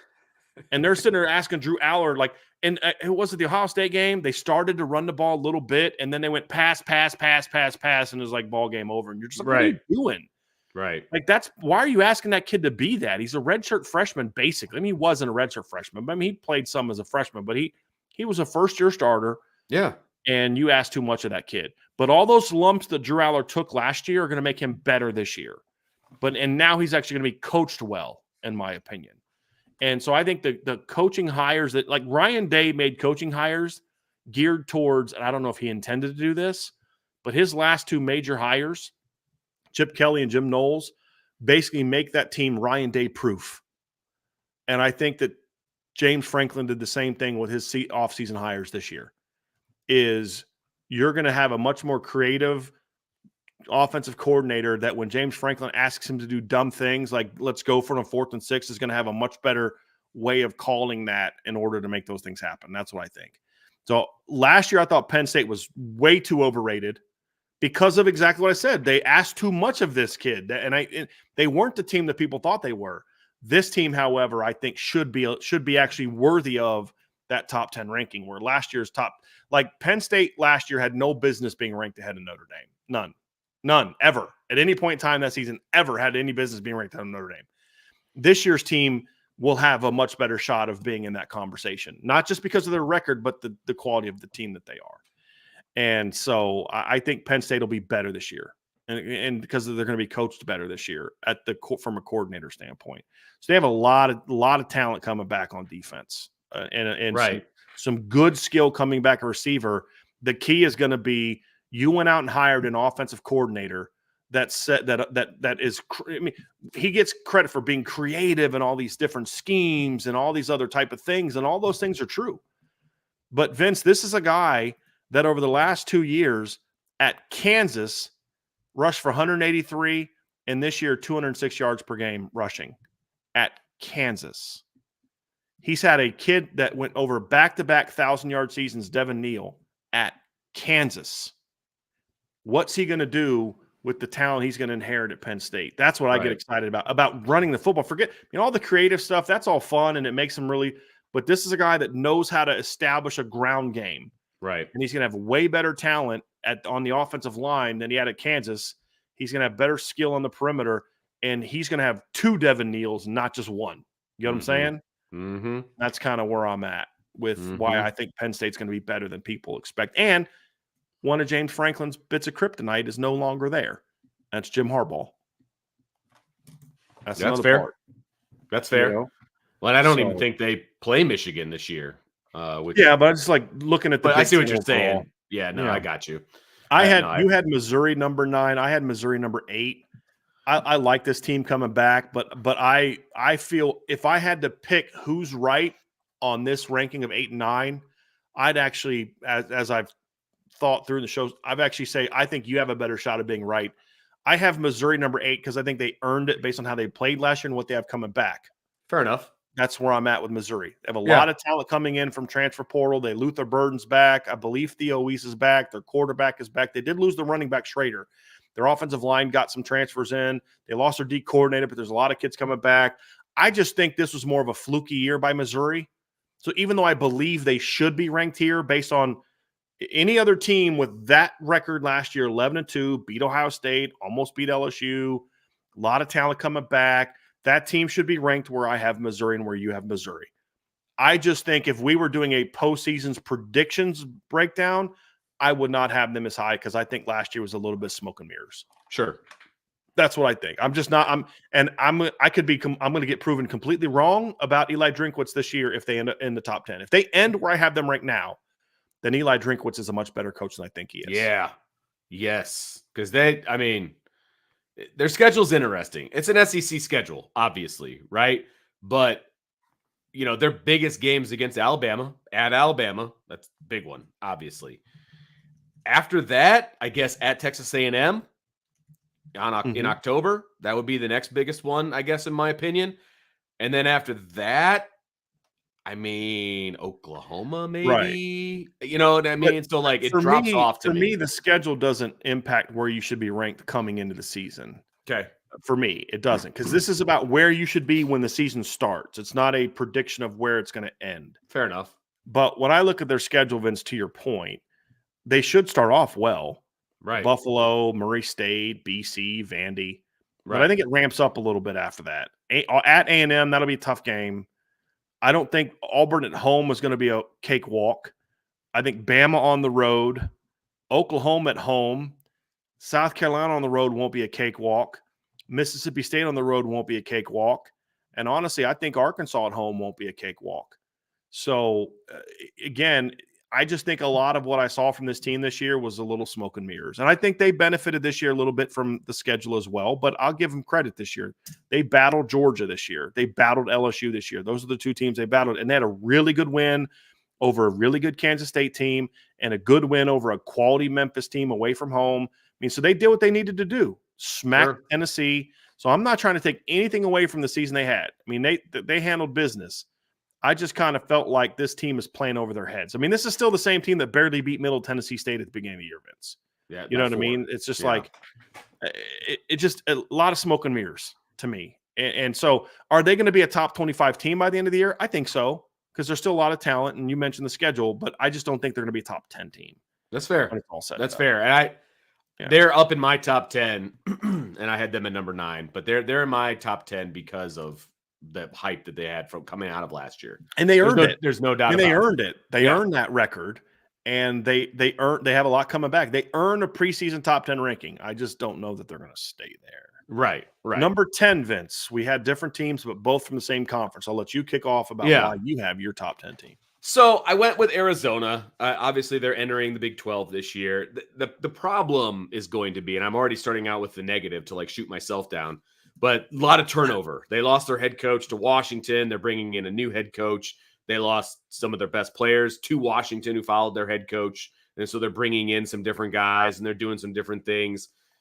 I just felt like partly based on what they did last year is the reason that they're here. It's kind of the same thought process as Missouri. So that's number one. Number two, going into the Big 12, and we talked about this a little bit yesterday, I think the Big 12 is open season. It's up for grabs. And I think that a team like Arizona, who has had success in the recent history, a la last year, has an opportunity.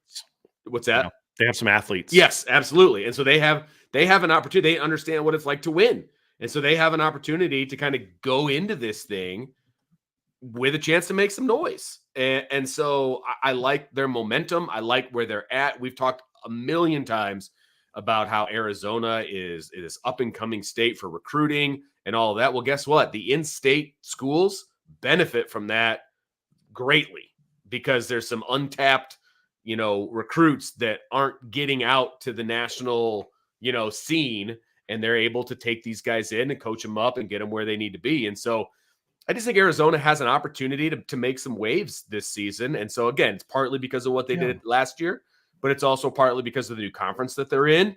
And I think they've got a chance to make some noise. I really thought you were going to go with Utah when I knew you had a Big 12 team there at the end. I thought because I think Utah to me is a team that I considered for this spot. Sure. They're in my honorable mention, though. Yeah, they're in mine too. Because they do bring Cameron Rising back. I think he's a little overrated, but he's a winner. He's a gamer. Sure. They had a lot of injuries last year that got a lot of guys on the field. I like Kyle Whittingham, but I'm going Mike Gundy because Kyle Whittingham gets a lot of credit for winning. He wins a lot of games, and I'm like, yeah, he does. Guy's a good football coach. Kyle Whittingham wins a lot of games. Let's look at the record, Vince. Being in the Pac-12 all these years, he was started out in the Mountain West. Last several years, he won the Pac-12 twice. He's won. Since 2014, he's gone 9-4, 10-3, 9-4, 7-6, 9-5, 11-3, 3-2, COVID year, 10-4, 10-4, and 8-5.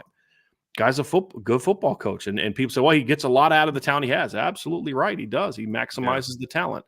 But there's this other guy in Stillwater that does the same exact thing that I don't think he gets enough credit because I just don't think people like him. I do. I do. Football coach. Oh, I do. And what I would argue is a tougher conference since 2008. This is the number of games Mike Gundy's won going all the way back to 2008. 9, 9, 11, 12, 8, 10, 7, 10, 10, 10, 7, 8, 8, 12, 7, 10 at Oklahoma State. For 15 years, he's had Oklahoma State as a consistently good football team. They have been in a bowl game in every season from the last time they didn't make a bowl game was his first year when Brady Quinn was a junior quarterback at Notre Dame. That's the last time Oklahoma State didn't make it to a bowl game. And the team they had last year I thought was going to be a hot mess because they lost all those kids to the transfer portal. They brought in Alan frickin' Bowman to be their quarterback. I'm like, this is going to be a train wreck. And he won 10 games. And and they got a ton coming back next year, Vince. Like they've got a ton coming back next year. And they're like, yeah, Alan Bowman's still their quarterback. Yeah. And he was their quarterback last year. And I'm not saying that he's going to go light the world on fire, but he knows where to get the ball. Sure. And we'll get the best running back in college football, arguably coming back this year. And I like some of the portal pickups that they had this past season. So but the fact of the matter is this, Mike Gundy knows how to coach, and the two schools that have given him some problems in recent years are now gone. And so to me, if we're going to praise Kyle Whittingham for the job he's done, why aren't we praising Mike Gundy, who's done an even better job than Kyle Whittingham in a tougher league? That's kind of how I look at it. So I love the talent they have coming back. They didn't lose as many guys in the portal this offseason. They've got a really good receiver coming back, Brennan Presley as well. They've got overall good talent coming back at receiver. I think this team is going to be really good this year, Vince. I do. And I think they're going to be the class of the Big 12. Okay. But it's going to be a battle because I don't disagree with what you said about Arizona. I think Utah has a case to be in this conversation. Yeah. I think there's West Virginia won 9 games last year. I think TCU is going to bounce back a little bit this year. Kansas State is another team that I consider for this tough spot because I love the adding Avery Johnson as a quarterback. I mean, that kid is a dynamo. He is Jason Bean with the ability to throw. You know what I mean? Like that in faster. Like he's a dynamic kid. They play good defense. They run the ball. They got a lot coming back. I think the Big 12 is going to be a very fun conference this year to watch. It's just not going to get the hype because it's just ESPN picks winners and losers. But the Big 12 is going to be a really competitive league this year. 100%. A lot of coaches, a lot of good teams. I just look at it. I think at the end of the day, I got to go with Oklahoma State because they were they're the best team in the Big 12 that's still in the Big 12 from last year. They got a lot coming back, and they've got one of the most consistent winners in college football as their head football coach. And so that's why I have Oklahoma State. Now, Vince, you want some other teams that you considered? There's about 4, 5, 6 teams we also kind of looked at as top 10 teams that we banged around. We talked about one, Utah. Yep. What are some others that you had on your list? Well, I had Louisville and FSU on there. Obviously, those come to mind because they're on Notre Dame's schedule, and I know that they're good, right? And their trajectory is in the right direction, I do believe. And so I added them to the list, and I did put LSU on there as well. I think there's a lot of turnover, obviously, down there in the Bayou. We'll see what BK can do with that and what that looks like. And I mean, this is kind of a turning point for Brian Kelly, in my opinion. New quarterback, new coordinator, all of these different things that have changed down at LSU. This is the first big, massive year of change for Brian Kelly. And so I do think he deserves to be in the conversation. We'll see what he does with it. I think that is going to be a big question mark for LSU's immediate future moving forward. I had LSU on the border as well, Vince, because I think, again, they had to play some guys on defense last year that probably shouldn't have been playing, but those guys now have the experience, and they're going to benefit from that time. I think they have a much better coordinator situation than they had last year. You okay?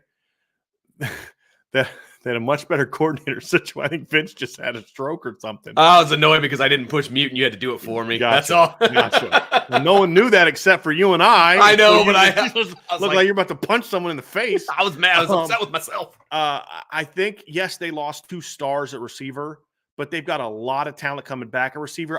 They're not going to be as good at receivers they were last year because no one's as good as Malik Neighbors or Brian Thomas. But as a whole, they're a lot like Notre Dame. Is Kyron Lacey as good as no, he's not. Is he going to get hype? Yes, but it's just they got 5, 6, 7 guys that can make plays.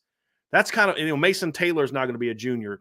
They're solid at running back. Their offensive line brings back a lot. Will Campbell's going to be one of the, he's going to be in my consideration for preseason All-American at left tackle next year. The key is going to be can the defense be better? The issue that I have is they still don't have enough talent on defense to really be great. But I still think they're going to be pretty good on offense. Are they going to be as good as they were last year? No. Is Nussmeier the guy that some LSU fans think that he is? No, and the Wisconsin game showed that. He's a good quarterback, but he's not that dude. But they also showed against Wisconsin that they can still score even without Jaden Daniels and those stud receivers and Mike Denbrock. They're still a good offense. It's going to score high 30s, maybe around 40 a game next year, in my opinion. But it's the defense that's still the concern. And even though they made a good hire, I still don't like the talent on defense. And that's why I didn't put them in there. I think their offense is going to be a top 10 to 12 offense this year. I'm just not bought into their defense yet, Vince. I got to see them. More from them. Completely new defensive staff. Yeah. I mean, they're bringing in transfers. I've said this. I didn't love that hire for LSU, and I still don't love that hire. But I will say this: if Brian Kelly can win 10 games again this year, if he can win 10 games in the regular season this year, with the losses they had last year, you're going to have to say, look, I don't like the guy, and I didn't think the fit was there, but he's done a pretty good job there. Everything I said about him is still true. Doesn't like to recruit, and he's not going to win a national championship. That's all I ever said. I never said he's going to – I got some people like he's going to be fired in 3 years. I have a buddy of mine who thought he was going to be fired in 2 to 3 years. I'm like, I could see it if he doesn't fit there. Sure. He's done a better job than you thought. But I think you nailed it. This is a big year for him because this is the kind of year where you got to show at LSU, man, they don't give you, years where we had a down. You got to reload, man, and he can only tamp down the expectation so much. They've won a title in 19. It's not like Notre Dame hadn't won a title in 88. Right. You know what I mean? They won a title 4 years ago, so he's gonna have to get him going. I just think that he will because I still think there's a good amount of talent. There's a lot of talent coming back on that football team. I just am not sold on the defense yet to have them in the top 10, but they're definitely a top 15 preseason top 15 team for me. Who were some other teams you had? Let's just say the sky will be falling if they lose their opening game to USC. Oh yeah, I mean, I could see it. I'm not predicting me too. it, but I could see it. Oh, me too. I'd probably predict LSU to win that game just because they got more coming back, and I think it might take De'Anton Lynn a few games. But will I be shocked if USC wins that game? Not at all. Yeah, not at all. Ooh, baby. That's a Lane Kiffin or Lincoln Riley had one of the best coaching change off seasons in college football. And nobody's talking about it that I've seen.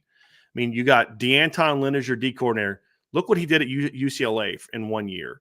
He hires Eric Henderson, who was with the Rams as a D-line coach, and Doug Belk, who was a finalist for the Notre Dame D coordinator job when Al Golden was hired. He's now the DB coach at USC. Had a very strong offseason when it comes to coaching hires on defense. Like, he actually hired legit good defensive coaches.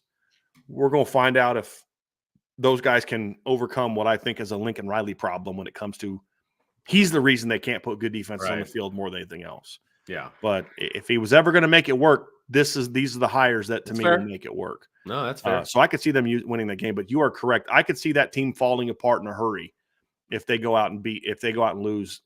Talking about LSU, if they go out and lose that opener to USC, it's in Vegas, right? Isn't it in Vegas? It says neutral field. I didn't. Yeah, I'm pretty sure it's in Vegas. Okay.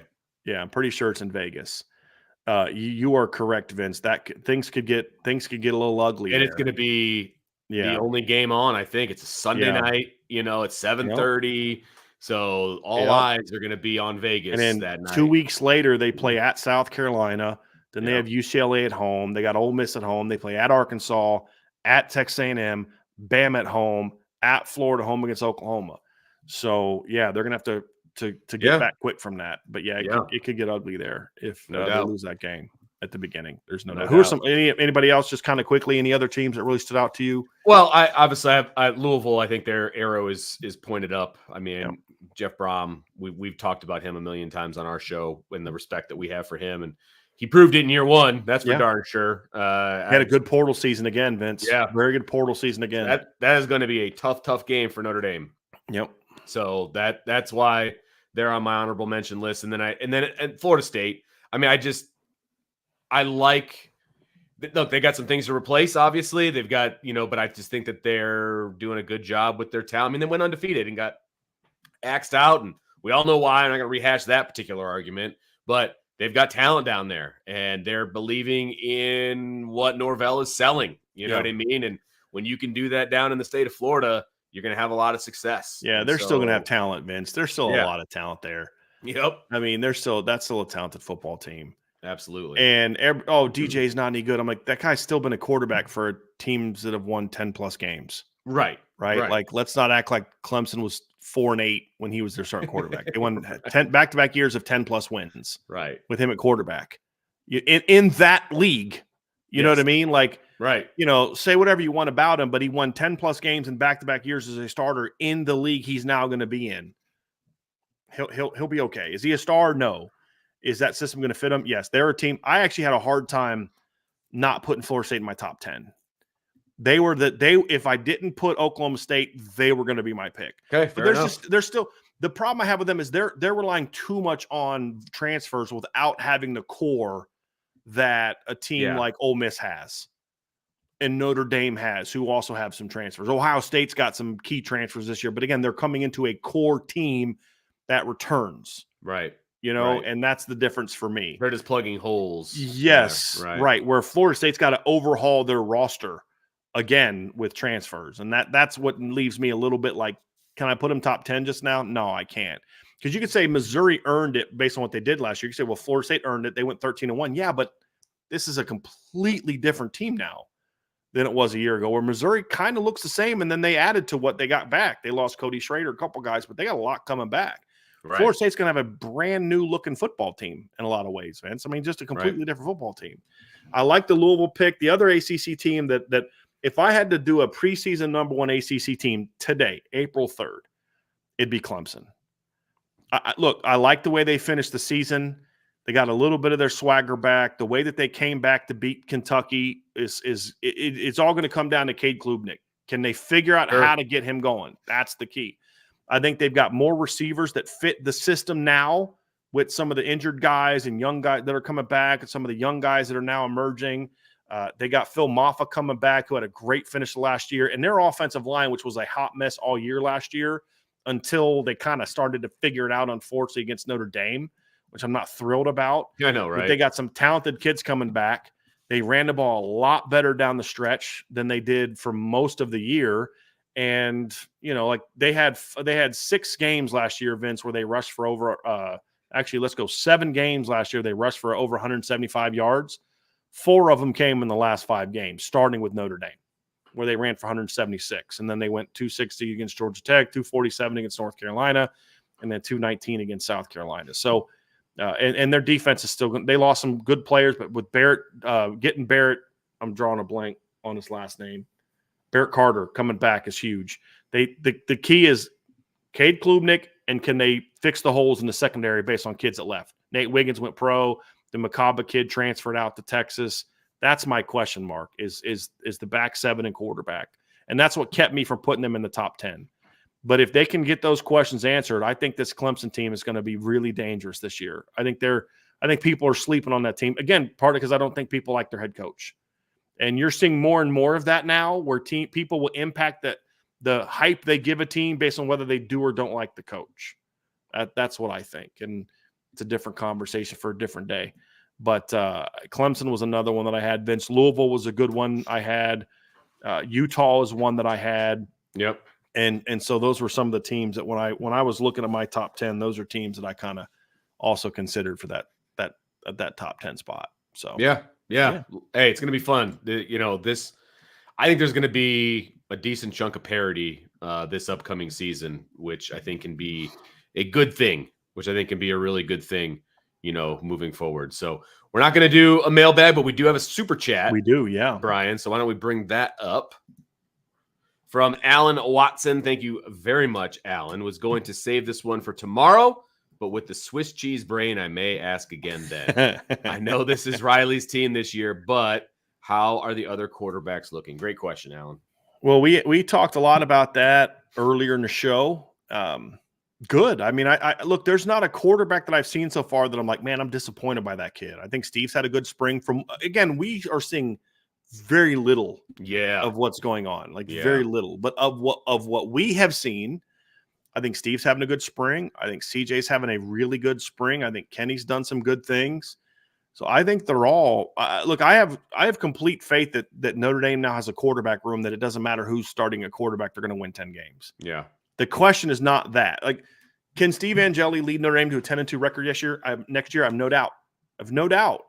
The question is can he lead him to better than that or make a run in the postseason? That's where we get into the debate about Steve Angeli. This isn't like, if Steve starts, they're going to be a 6-16. No, I don't believe that to be true at all. I think they can win minimum 9 games next year with Steve Angeli quarterback. Maybe they go 9-3, but they're minimum 9-3, probably a 10-2 team if he's their quarterback. Same with Kenny Minchie and CJ Carr, just of what we know about them now. Forget progressing and getting better and all those type of things.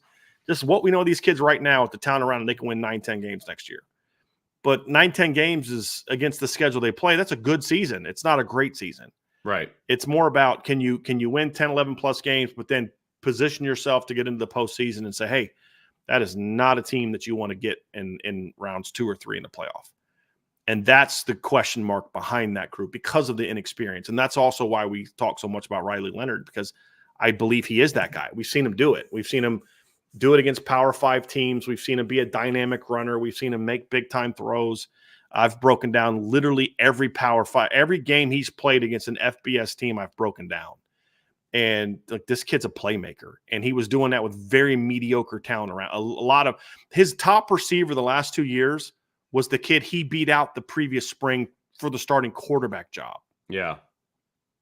And he's coming to Notre Dame with the talent he's going to have. Oh, well, he didn't play well against the best defenses. With that roster, what'd you expect? Mm-hmm. And so, I mean, you flip quarterbacks last year, the Notre Dame Duke game's not even close. It's not even close. Right. So, and now you give them a coordinator that knows how to win with exactly that kind of player. That's why it matters. But again, the other 3 kids can play. And that's where you have so much great confidence in this room is that, look, they're going to be able to win a lot of games next year, no matter who the quarterback is. The question is going to be, can they win at the highest level? And that still remains to be seen. Yep. Absolutely. Quarterback room is strong like bull. So that's going to do it, Vince. You want to take us out of here, man? 100%. So everybody, make sure you hit the like, the subscribe, hit the notification bell, and share with your family and friends as well. Also, don't forget about the boards.irishbreakdown.com. It's where you get all the intel, all the breakdown, all the good stuff. And you even get people saying that they don't agree with us, which is great. I love it that if it sparks conversation. There's a right way and a wrong way to do it. But 100%. we had a great debate a couple weeks ago with a guy that disagreed with both of us. He got mad at you for something you said on IB Nation Sports Talk. I thought he addressed it well. Sure. He's used the word, hating, and which drives me nuts. But like he got in there, Vince, and when he went back to us, it was always making his argument, making his case, what he sees, what he believes. And I was like, dude, this is great. You don't have to agree with us. No. But be respectful and make your case. And I thought he was respectful the whole time. I thought he made his case. At the end of the day, we agreed to disagree, but we both said, I hope you're right. I hope he's right about Steve Angeli. 100%. I hope he's 100%. Right. That's good for Notre Dame. But it was a great conversation, great debate. As long as you don't make it personal, man, it's all good. Exactly. We love it. Exactly. We love it. And that's it's what it's all about. Yeah. That's what it's all about. So make sure you guys get in there, get out there, and have some fun with it. So tomorrow, as a reminder, don't forget, it's a big show tomorrow at 1:00. Head football. Wow. Head I softball wish. We were told that's never going to happen again, unfortunately. Oh, wow. Really? So, yeah. Don't have time for small potatoes like us. We'll just replay it when he got the defensive coordinator job. We'll replay that interview. But no, head softball coach Deanna Gump is going to be on the show tomorrow at 1:00, and we're going to be doing our partnership with their fundraising arm for cancer research, and they do their big cancer game every year where they do the alternate uniforms and all the fun, and so they're going to be well rested. Yeah, like every game this week's been rained out. So that's a good point. Good call. I know Notre Dame baseball got rained out last night too against Michigan State. So they were supposed to play Michigan tonight, softball team, and it got rained out. It's already been called as well. Yep. Okay. All right. Yeah, it's nasty outside. It's just not. It was like kind of snowing this morning. It was just nobody wants to play in that. But make sure you tune in tomorrow at 1:00. Coach Gump will be on live at 1:00. Talk about the softball team. Talk about the cancer initiative and all the proceeds that get donated here. Head over to that. And then, of course, Brian and Irish Breakdown are going to match up to $500. So we're hoping for a big donation to the softball team. And this is something we do every year. It's our second annual, I believe, right? Yeah. And I've talked with Dan over there, and Coach Gump was very gracious to do it with us. And she does it with us live, which we also greatly appreciate. It makes it easier to raise money when the interview's live.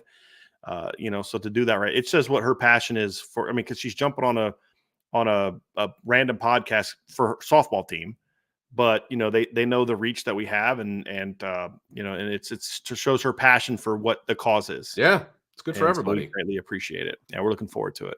Yeah, which is awesome. So make sure you guys check that out. In about 2 hours, Sean and I will be back. We've got IB Nation Sports Talk. We'll get his thoughts on what he saw at practice this morning, and then I'll throw my 2 cents in there as well. And then, of course, we'll have rapid fire. So lots of good stuff coming your way, guys. Thanks for hanging out with us for a little while. So until next time, have a wonderful afternoon. So for Brian and Vince, this is the Irish Breakdown Podcast. See you next time.